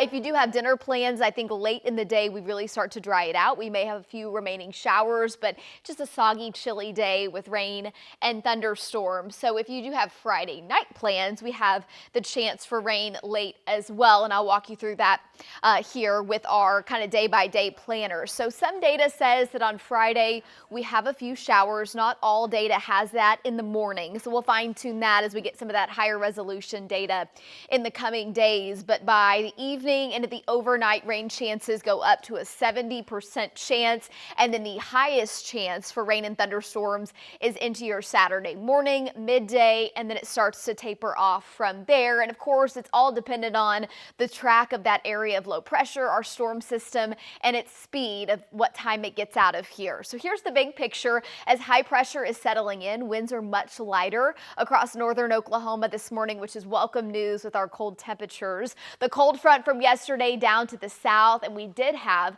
showers across southern and southeastern Oklahoma, and the bulk of the rain off to our east. That would be so nice if we could have had that. Off on the west coast, there's already some rain and some snow in the higher elevations as that storm system approaches from the west. Temperature is much colder than what we had this time yesterday. It is 25 in Bismarck, North Dakota, 34 in Wichita, 30 in St. Louis, and 38 here at home. Still very mild for this time of year, and it's still breezy here in Oklahoma City. Winds at about 10 to 15 miles per hour. The cloud cover from yesterday has cleared out, and we will have a little more cloud cover built in through the day today. Partly cloudy skies, but really, again, a great day for us. 37 is our temperature right now, and it feels like 31. Across the metro, El Reno, you're 29 degrees right now. Tuttle, 34, 37 in Norman, down to Newcastle and more. Over to Midwest City and at Tinker, 39 in Pink and 36 in Jones, and low 40s off into eastern Oklahoma. It's 42 in Ardmore and 20s up to the north, Fairview to Freedom to Alva, temperatures in the upper 20s. And there are your light winds up in northern Oklahoma in the metro off to the east at about 10 to 15 miles per hour. It's enough to make us feel like the teens and the 20s in the northwest and like 31 here in OKC. Here are your highs for this afternoon, about 7 degrees above normal here at OKC, 60 for our temperature, upper 50s to the north, 61 in Hobart, 62 in Lawton. The winds are light to breezy. We'll have some upper 60s down to the south. Tonight's pretty mild. Winds will be a little stronger in the northwest, some cloud cover up to the north. And guess what? Tomorrow, we're back to the 70s, upper 70s down to the south. A really nice day, and there will be an elevated fire threat tomorrow. Humidity is not all that low, so that will help us out, and winds are not all that strong, but still something to watch. Tracking our rainmaker, here it is off to our west. Friday evening, that area of low pressure with widespread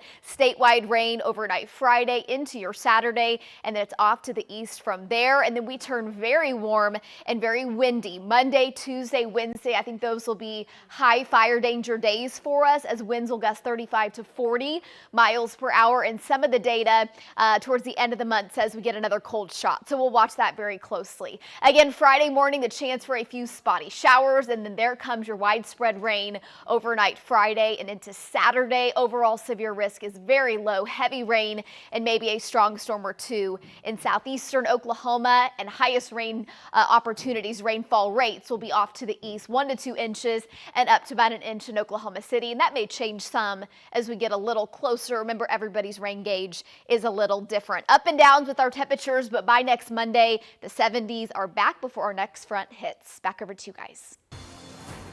Your time now, 5:49. A quick check of traffic for your morning commute. And this is a live look up by Mercy Hospital. Oklahoma City crews are trying to repair a 20-inch water main break on Memorial. It's just barely east of Mercy, so it's not directly north, but just slightly to the east. So you can still get into the hospital, but on Memorial, you can't go past Macaulay Boulevard. We've kind of showed you right here. See where Mercy is in the middle of your screen. Just make sure that you leave yourself some extra time if you're going to Mercy or you travel eastbound on Memorial. You may have to hop up onto the Kilpatrick for a while and then get off closer to Portland, which is Lake Hefner Parkway. They hope to have this finished by 5 p.m. today. We'll be following that progress. Coming up, an emotional birthday for the son of civil rights icon Clara Luper. See the moments he first laid eyes on the downtown monument made in his mother's honor. It's coming up after the break.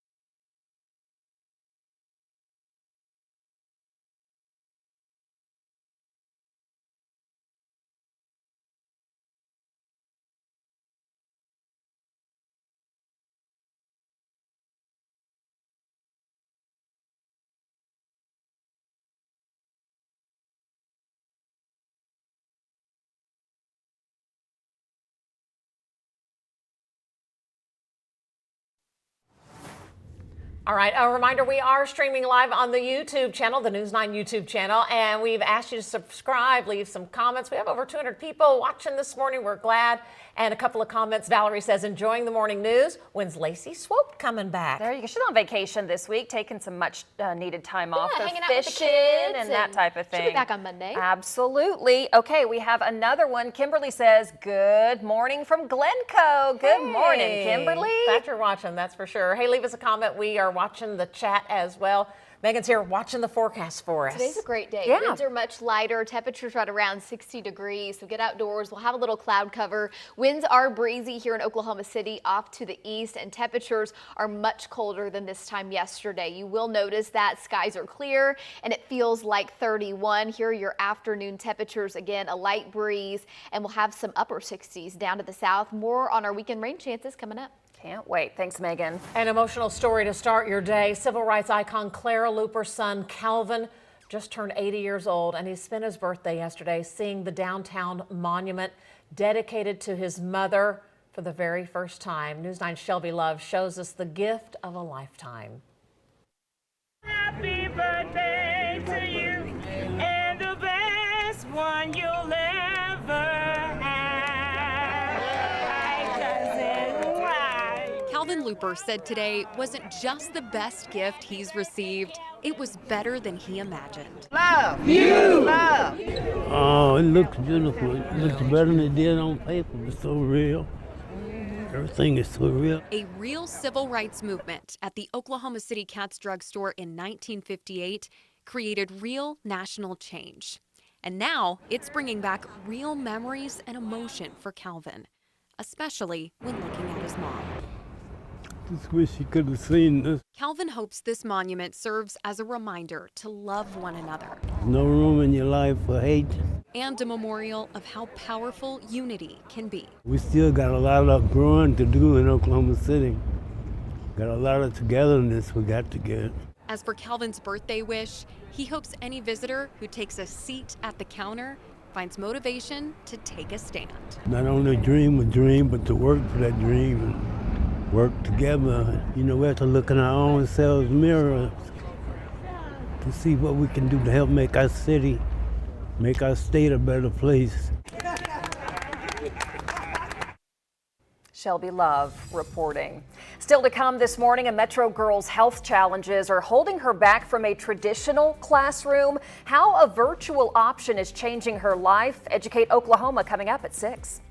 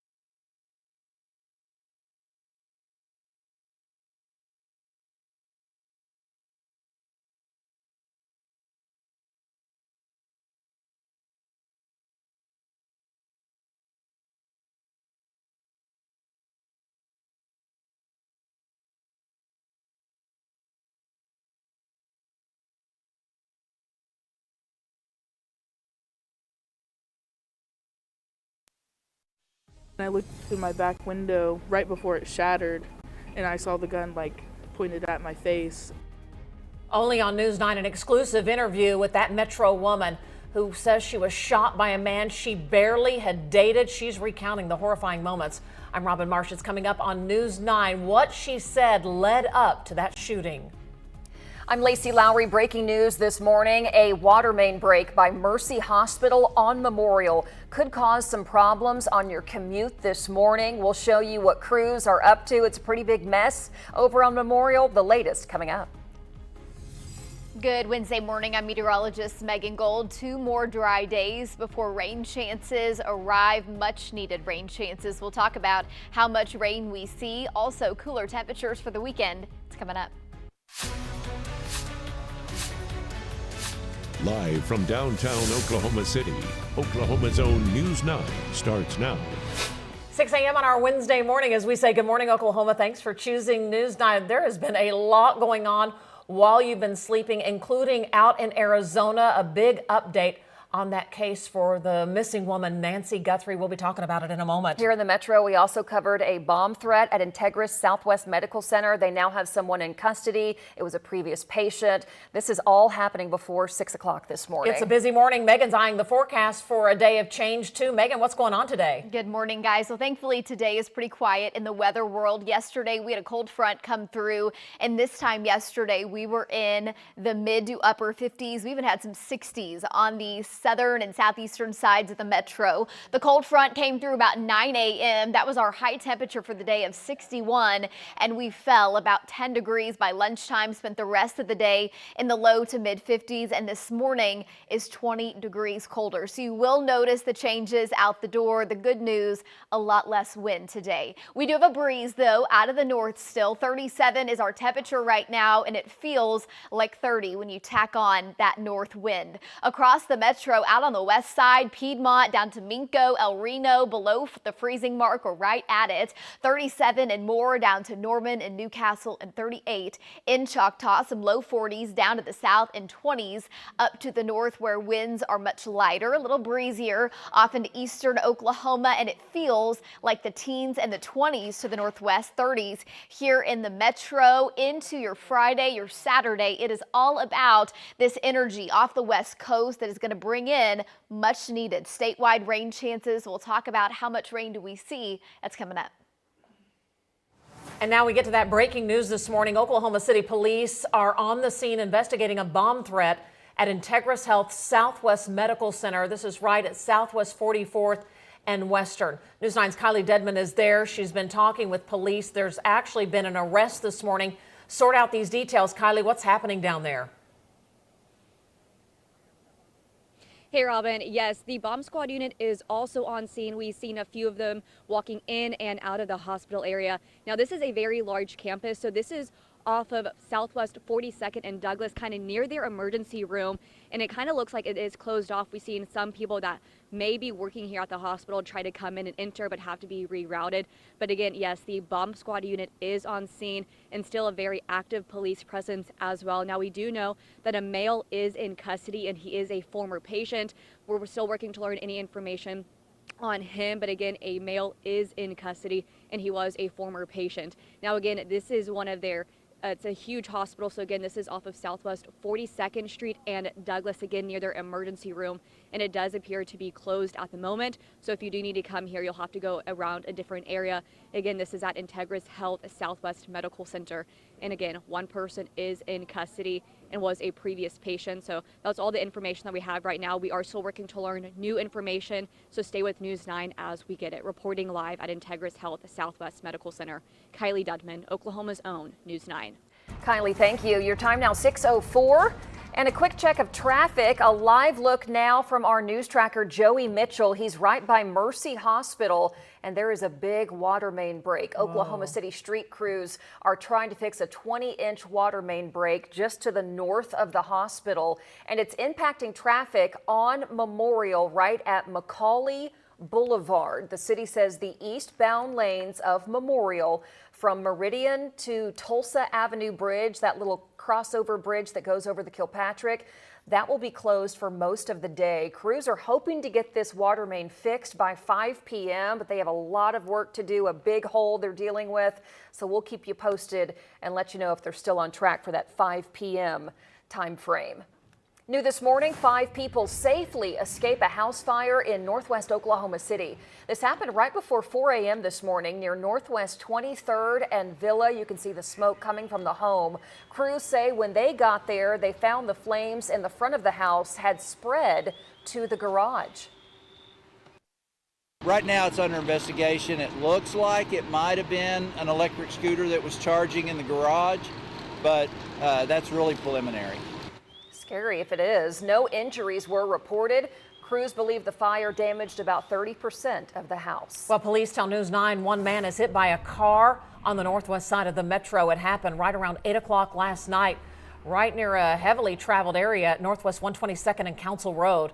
Police say the man who was hit by the car was rushed to the hospital with critical injuries. No name has been released. We're told the driver who hit the man stayed behind there at the scene to talk with authorities.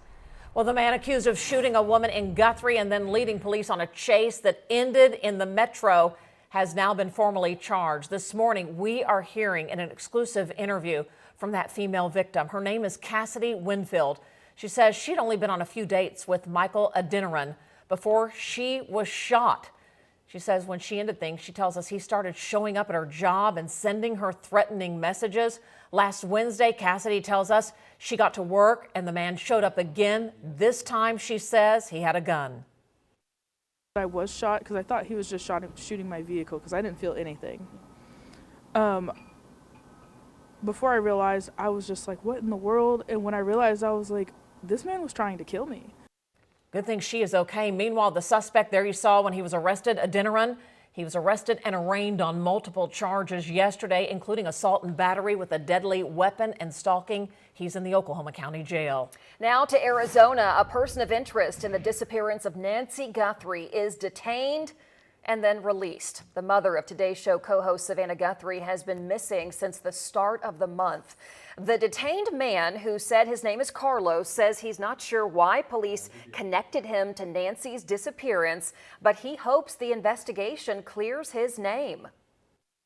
I hope they get the suspect, because I'm not it. They better do their job and find the suspect that did it so they can clear my name.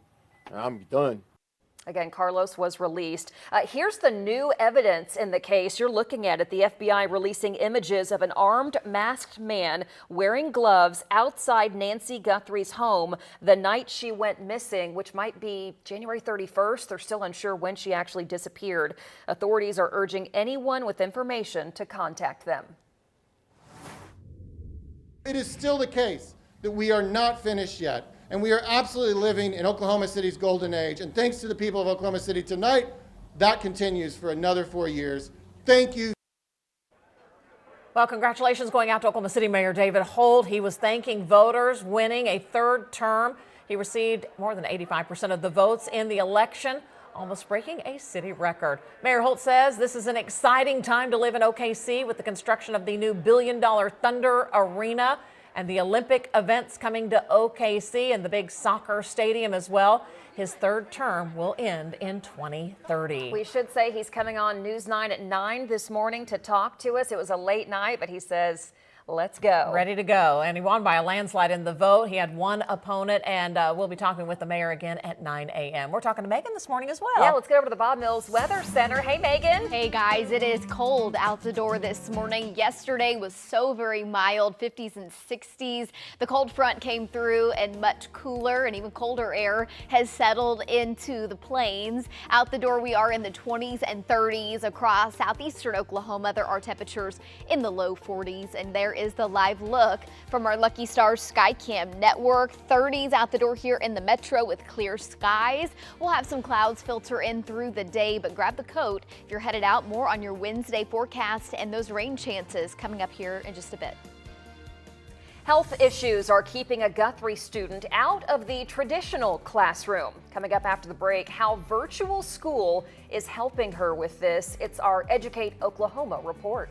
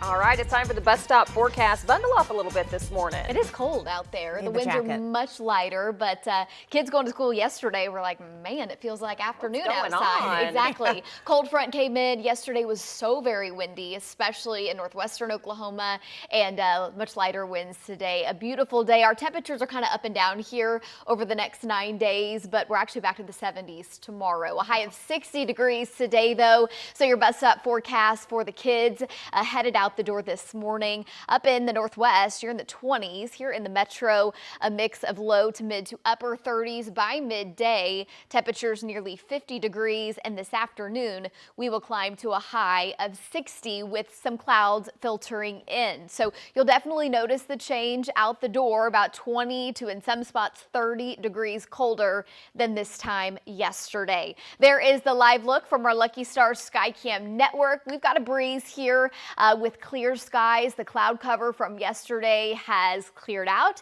and again we'll have more additional cloud cover filter in through the day today. That is our Chickasha camera. 37 is our temperature, but it feels like 30 when you tack on that north breeze. Across the metro Piedmont, you have fallen to 31, up to Okarche and Kingfisher. Union City, you're 34, 35 in Mustang, and out on the east side, upper 30s from Choctaw to Harrah, McLeod, Shawnee, and Meeker. Up to the head north, Fairview, Camargo, Woodward, Alva, you're in the 20s. So definitely a cold, but a seasonably cold start to the day. And with that north wind, it feels like in some spots the teens, but generally in the 20s with wind chills in the 30s and the low 40s down to the south. As high pressure settles in up to the north, winds are very light across northern Oklahoma and here in Oklahoma City. Off to the east, a little breezier out of the north. Winds are pretty light today, a light breeze, upper 50s, so a little cooler up in the north. Still really nice for February. 60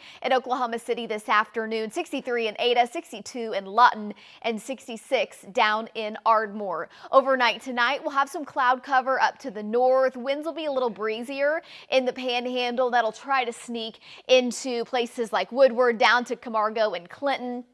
Upper 30s, still a super mild night, and tomorrow absolutely beautiful. We're back to the 70s, temperatures about 20 degrees above normal for this time of year, with our next front coming into the north and west, and that moves through overnight Thursday into Friday, and again partly cloudy skies. Now tomorrow, fire danger will be back mainly across western Oklahoma, but the good news is this is not going to be a setup like Monday. Our humidity is not going to be nearly as low. It'll be about 20 to 30%, a few gusts to 25.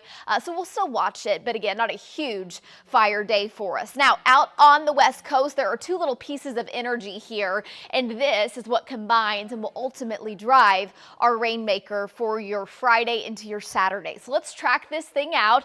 It's over Arizona with some snow in the higher elevations there during Friday, New Mexico, and eventually entering the Sooner State overnight Friday and into Saturday. And I do want to say this is still several days away, and as it does move on shore, we get better data, have a better idea of how this plays out, and the track of the low and the speed of the storm are critical to our rainfall amount. So we'll continue to fine-tune that. Severe weather risk is very, very low. I think we have some heavy rain, maybe a strong storm or two, and that would be down in southeastern Oklahoma, but higher threats off into Arkansas and east from there. That's out of here by Sunday morning. Sunday, a beautiful day, upper 60s, partly cloudy skies, and by Monday, we turn very windy into Tuesday and Wednesday, temperatures in the 70s, and those winds being cranked up from a storm up to the north, that will cause high fire danger for us. And some data even says the last week of the month, we get another cold shot. So we'll watch that closely.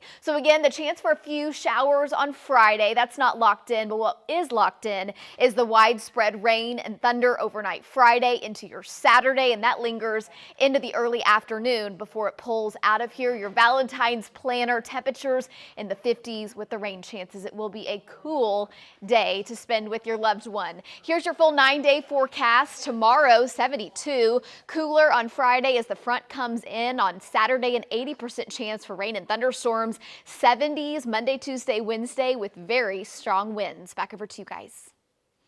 All right, the breaking news this morning, we want to show you a live look. Things are clearing out a little bit here at Integra Southwest Medical Center.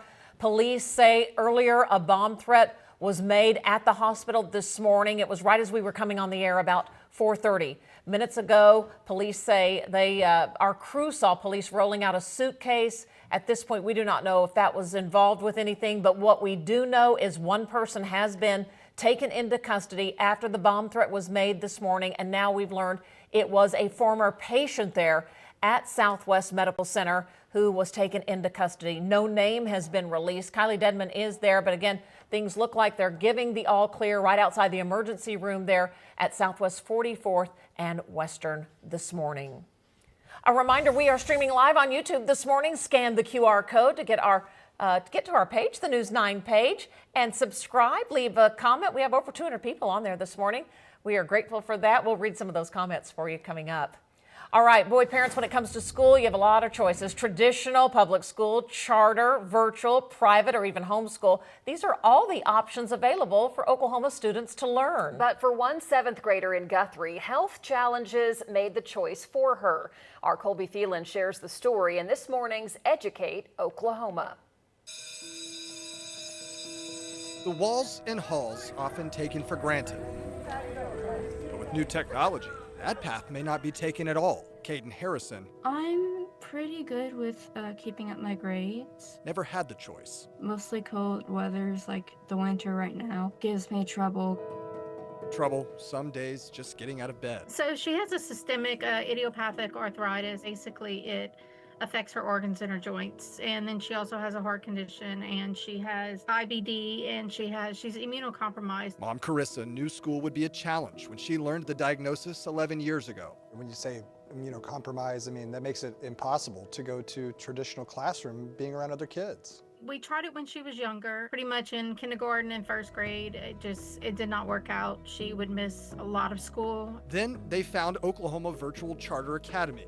Caden's work now, all done online. We're statewide, so that means they can be in all 77 counties, and currently we have about 4,300 students that serve 76 of those 77 counties. Audra Plummer is the head of OVCA, a school she says was built for those who may not fit the traditional mold.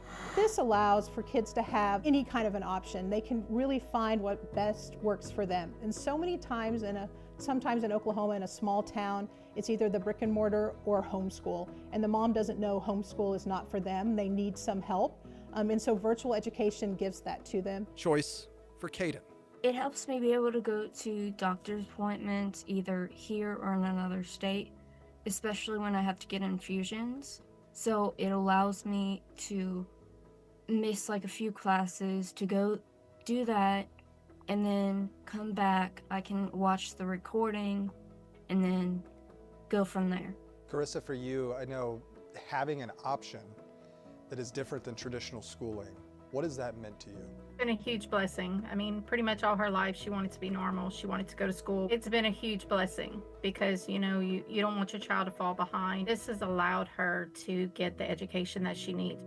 A daughter's education, never taken for granted. Absolutely peace of mind. Made easier with a choice. For Oklahoma's Own, I'm Colby Thelen.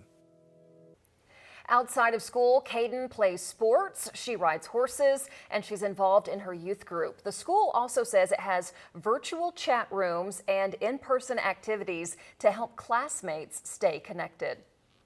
All right, time for a traffic report for you this morning. First, we want to get you over on the northwest side of the metro. This is a live look from our news tracker, Joey Mitchell, this morning. Oklahoma City crews are working to repair a 20-inch water main break right by Mercy Hospital, right out on the north side of the hospital, basically Memorial and Macaulay Boulevard. There's a map to show you. It's kind of close to that bridge that crosses over from Memorial over the Kilpatrick Turnpike there. Also, just getting word, I-44 and let me see exactly where this is. Traffic is visible on our ODOT cam right off I-44 Northwest 23rd Street. So a heads up over on the northwest side as well. Looks like a single vehicle rollover we're hearing about. Our crews headed to that one as well. Keep it here on News 9 for an update on the morning drive.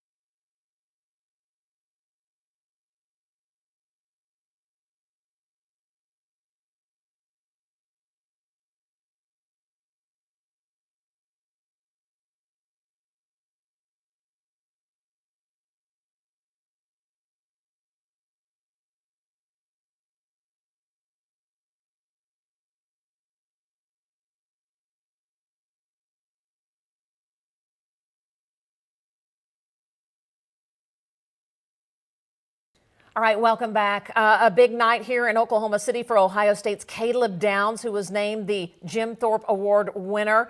That goes to the top defensive back in college football. Lacey, these are some of the prior winners of the Jim Thorpe Award who were here celebrating the 40th anniversary. I got to take them through the Oklahoma City National Memorial and Museum yesterday, wonderful. and it was a blessing. You know, these are former big-time Jim Thorpe Award winners. Most of them played in the NFL, and they were all just so grateful and wanted to hear more about the story of Oklahoma City. It's wonderful. Glad they got to come to our city last night. Kind of a chilly night. Let's get over to Megan. She's in the Bob Mills Weather Center for the outdoor forecast. Hey, Megan. Hey, guys. I want to introduce you to Daxton. He is 7 years old, and he caught 13 spoonbills on Lake Caw Lake up in northern Oklahoma. It's almost as big as he is. So a big shout out to him. Absolutely amazing. Keep these pictures coming. Love to show them. Your outdoor forecast today, a beautiful day, warming to a high of 60 degrees, light winds and a little cloud cover. We'll talk more about your 9-day forecast right after this quick break. Don't go anywhere.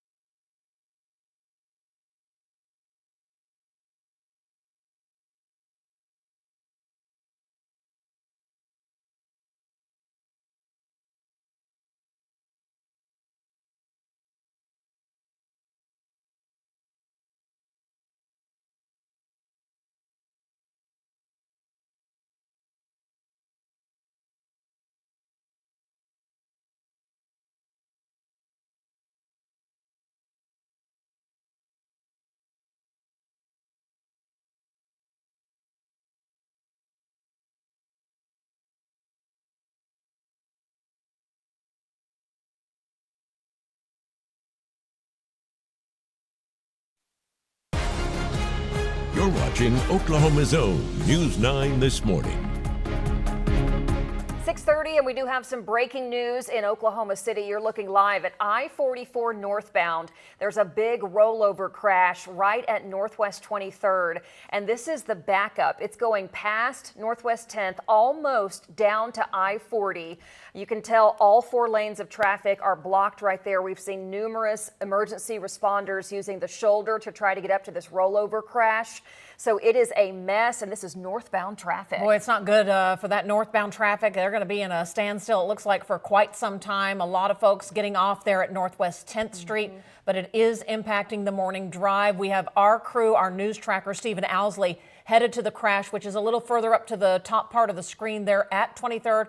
We will show you that shot as soon as we get to the scene. Let's go over to Megan Gold. She's kind of playing with some cameras and looking at this on a map. Megan, what have you found? Pretty bad rollover crash here. Yeah, guys, let me show it to you on the map here. Again, this is going to be up in the northwest side. It's going to be north of I-40 in the northbound lanes there, and really it's eastbound I-40, but it runs north and south, and it is there at Northwest 23rd. So the backup extends all the way down to the fairgrounds. If I were you, I would find an alternate route. Not a good thing there, and hope everybody is okay.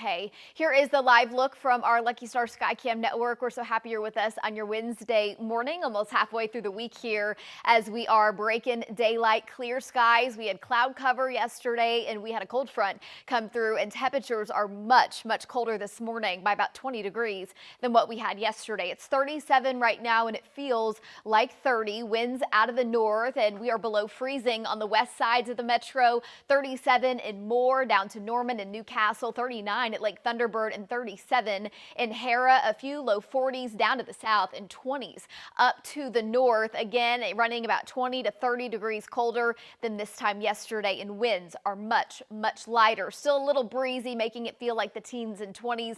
Coming up, we'll talk all about the big rainmaker for the weekend. It's coming up. Boy, a big story we're following here. Just announced this morning, the FAA announces it is grounding all flights to and from the El Paso, Texas airport for the next 10 days. The word just coming in this morning from the FAA, basically grounding the flights to and from major airports out of El Paso for the first time, really since the 9/11 terrorist attacks. Basically, they're saying it will impact commercial, cargo, and general aviation. The airport wrote on Instagram of the restrictions, which will remain in effect until February 20th. They are saying travelers should contact the airlines to get the updated status information. They're saying the reason why, basically very vague, but special security reasons. So we're asking, what does that mean? We'll keep you posted. The next 10 days. Wow. Okay. All right, in Ardmore, Oklahoma, 5 people are taken to the hospital after this massive oil refinery fire. It happened on Monday at the Valero refinery. According to family members, one of the 5 victims was flown to a burn hospital in Texas, where he is now fighting for his life after this refinery fire. Investigators are now working to learn what caused the explosion. Caught on camera in Moore, look at these flames. Police releasing video of more firefighters putting out a big truck fire. It happened Monday night near Northeast 12th and Eastern. There they are, hard at work. Police say no one was hurt, but the video is pretty incredible. Oklahoma City police make 2 arrests in a deadly shooting. Investigators say Santana Mathis shot and killed Joseph Mueller near Southwest 36th and Penn. This was last Friday night. When searching for Mathis, police tell News 9 they learned Emily Martinez gave the man a ride to Lawton despite knowing that he had committed a crime. But Martinez has been arrested for accessory after the fact. Mathis was booked on a murder complaint. And a suspect in a decades-old cold case is discovered living right here in Oklahoma City. Police tell us it was back in 2003. Leon Harris was stabbed to death in the metro near Southwest 15th and Penn. The case was cold for years, but last year, police from Oklahoma City actually reviewed the case and found DNA on the murder weapon. They put that information into the database and connected it to a suspect, Lloyd Brown. They discovered he was living in a tent in a Batman's backyard on the northwest side of the metro near Britton and Western. The property owner said he had no idea who the man was. I've told them 3 or 4 times, I said, you all need to move off of my property. And it just goes in one ear and out the other. Meanwhile, the suspect Brown is now in jail. Here's his picture. He's been arrested on a murder complaint. We're told his DNA was put in the database when he went to prison in 2005 for being convicted of lewd acts with a child. About a week after the Department of Corrections announced it would start selling nicotine vapes to inmates in state prisons, we're hearing from one Oklahoma County jail that says it's been doing this for years. We're talking about the Tulsa County Jail. Tulsa County jail leaders say this has been successful for them. County officials there tell us the jail sold about 80,000 vapes last year and made more than $1 million. They say it also keeps prisoners calm. If we can give them something to do and occupy their time, then they're not fighting and they're not causing our officers problems. The e-cigs last anywhere from a few hours to a couple of days. Inmates are required to throw them away once they're empty. 6:35, we have a big traffic snag this morning on I-44 right near Northwest 23rd, and look at the backup. The taillights are the northbound lanes on I-44. Our camera is located at Northwest 10th Street. So the wreck, we understand there is a car that has flipped in the middle of the road there. Again, the northbound lanes there on I-44. And this is the backup. It is basically close to a standstill. Some folks are diverting there off Northwest 10th Street. But this has been taking place for about 40 minutes. And here is the map. You can see the red line there. The backup is almost to I-40. The rollover crash again just there at 23rd Street. So just a heads up, if you are heading out this morning, you might want to avoid I-44. Service Oklahoma is making some changes to speed up wait times and modernize the system. Online services are expanding and driver's license are being redesigned to increase security. So the in-person services will be down from this Thursday through Sunday while those upgrades are completed. Oh, happy birthday to you, and the best one you'll ever have. Hi, cousin. Why? Calvin Looper there in his wheelchair. He is the son of civil rights icon Clara Looper, and he celebrated his birthday by visiting the sit-in monument in downtown Oklahoma City in his mother's name, and he saw it for the first time yesterday. The statue in the plaza depicts a small group of students, including Calvin, peacefully protesting segregation at the Oklahoma City Katz Drug Store lunch counter back in 1958. Calvin called the memorial a dream come true. He hopes it serves as a lasting reminder to love one another and to take a stand. They be inspired to not only dream a dream, but to work for that dream and work together. We have to look in our own selves mirror to see what we can do to help make our city, make our state a better place. This is a beautiful monument. We actually took an in-depth look at how it was built, how it came to be. You can see that story on our website right now, news9.com. He was so emotional, the tears streaming down his face. And, you know, he was probably close to 20 years old when that took place. But it's such a embedded memory for all of us. I love that he was able to make it down there. He's a little bundled up because it was a little cool yesterday, but just to see his face whenever he saw it. Happy birthday, Mr. Calvin. All right, we're talking to Megan this morning about the forecast and how it's looking outside today for our Wednesday. Megan, good morning. Good morning, guys. That is a special story for sure. Today will be absolutely beautiful. Temperatures will warm to around 60 degrees, winds much lighter than yesterday, and cloud cover will filter in through the day. We do have some high, thin clouds overhead, making for an absolute beautiful start to the day with the sunrise coming up here around 7:20. Temperatures, they're about 20 degrees colder than this time yesterday. You'll notice that out the door. We'll talk about our big rainmaker as it moves in for the big weekend. I've got the details coming up.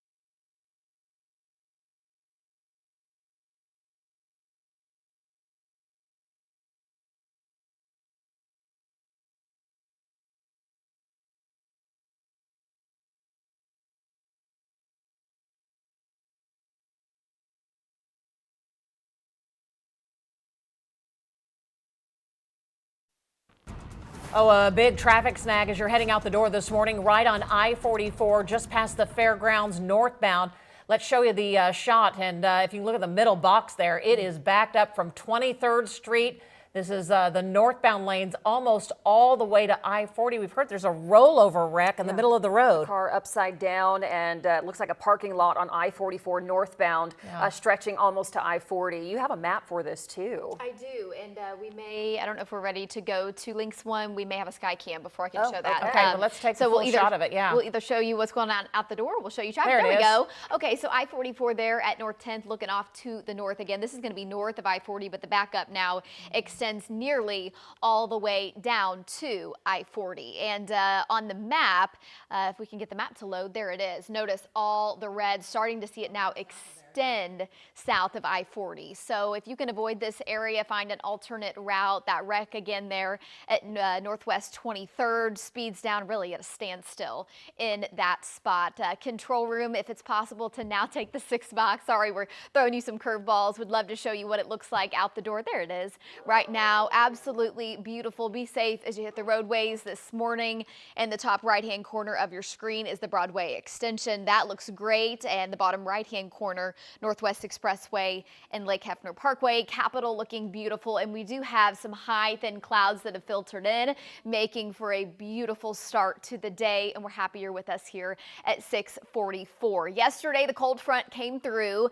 Yesterday was a cooler day. It was 81 on Monday. Yesterday, our high was 61, and we actually reached that at 9 o'clock in the morning, and then we were in the 50s the rest of the day. But I want to go ahead and start by focusing on the rain potential as we go Friday and into Saturday. Latest data really continues to say that the eastern side of the state is where the bulk of the heavier rain will fall. Yesterday, it was kind of down across southeastern Oklahoma. The latest data this morning has shifted it up some, but with the storm still just off the west coast, this will change as we go through the day today into tomorrow, and definitely closer to Friday. I think back into western Oklahoma up to about ½ an inch, and then in the northwest, unfortunately, a quarter of an inch, but at this point we're grateful for any rain. Here in the metro, at least, I think at least about an inch, and we may end up on the higher side, but we'll see. So to time this out for you here, some data says we have a few showers on Friday. Not all the data has that, but what is locked in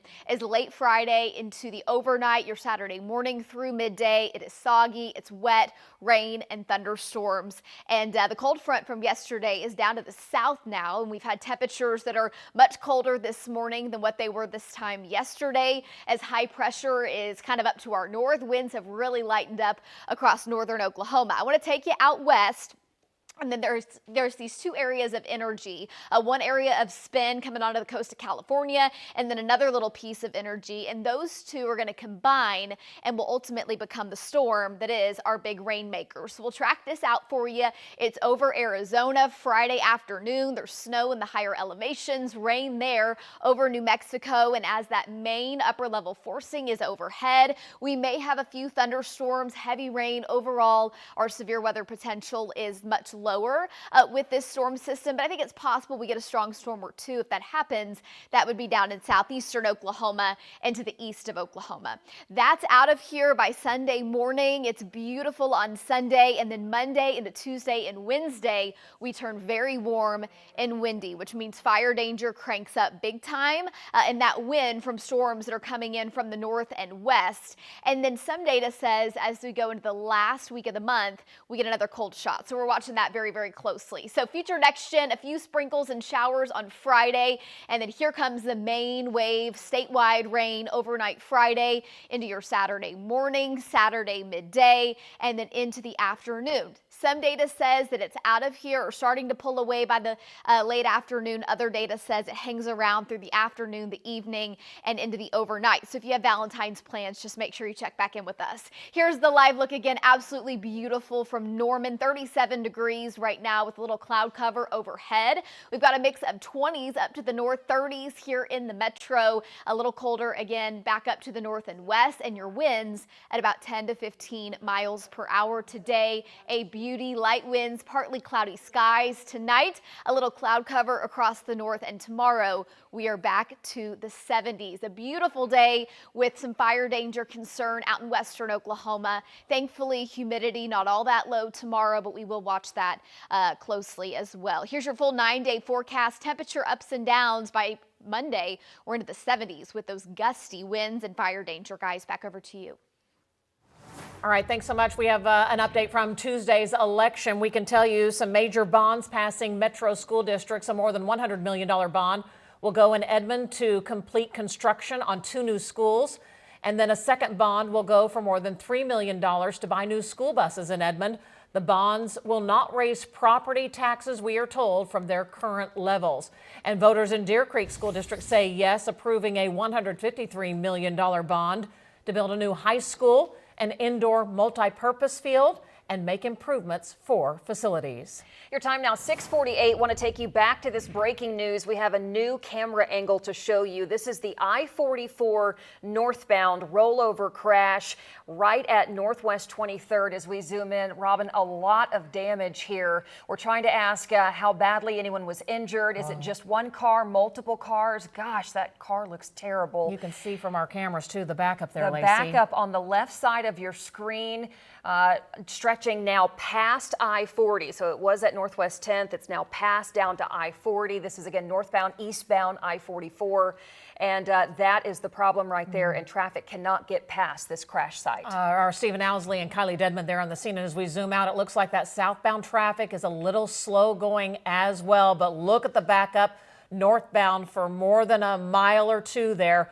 On I-44, we're asking if anyone was hurt in this wreck. Keep it here on News 9. We're monitoring the morning drive. Back after this.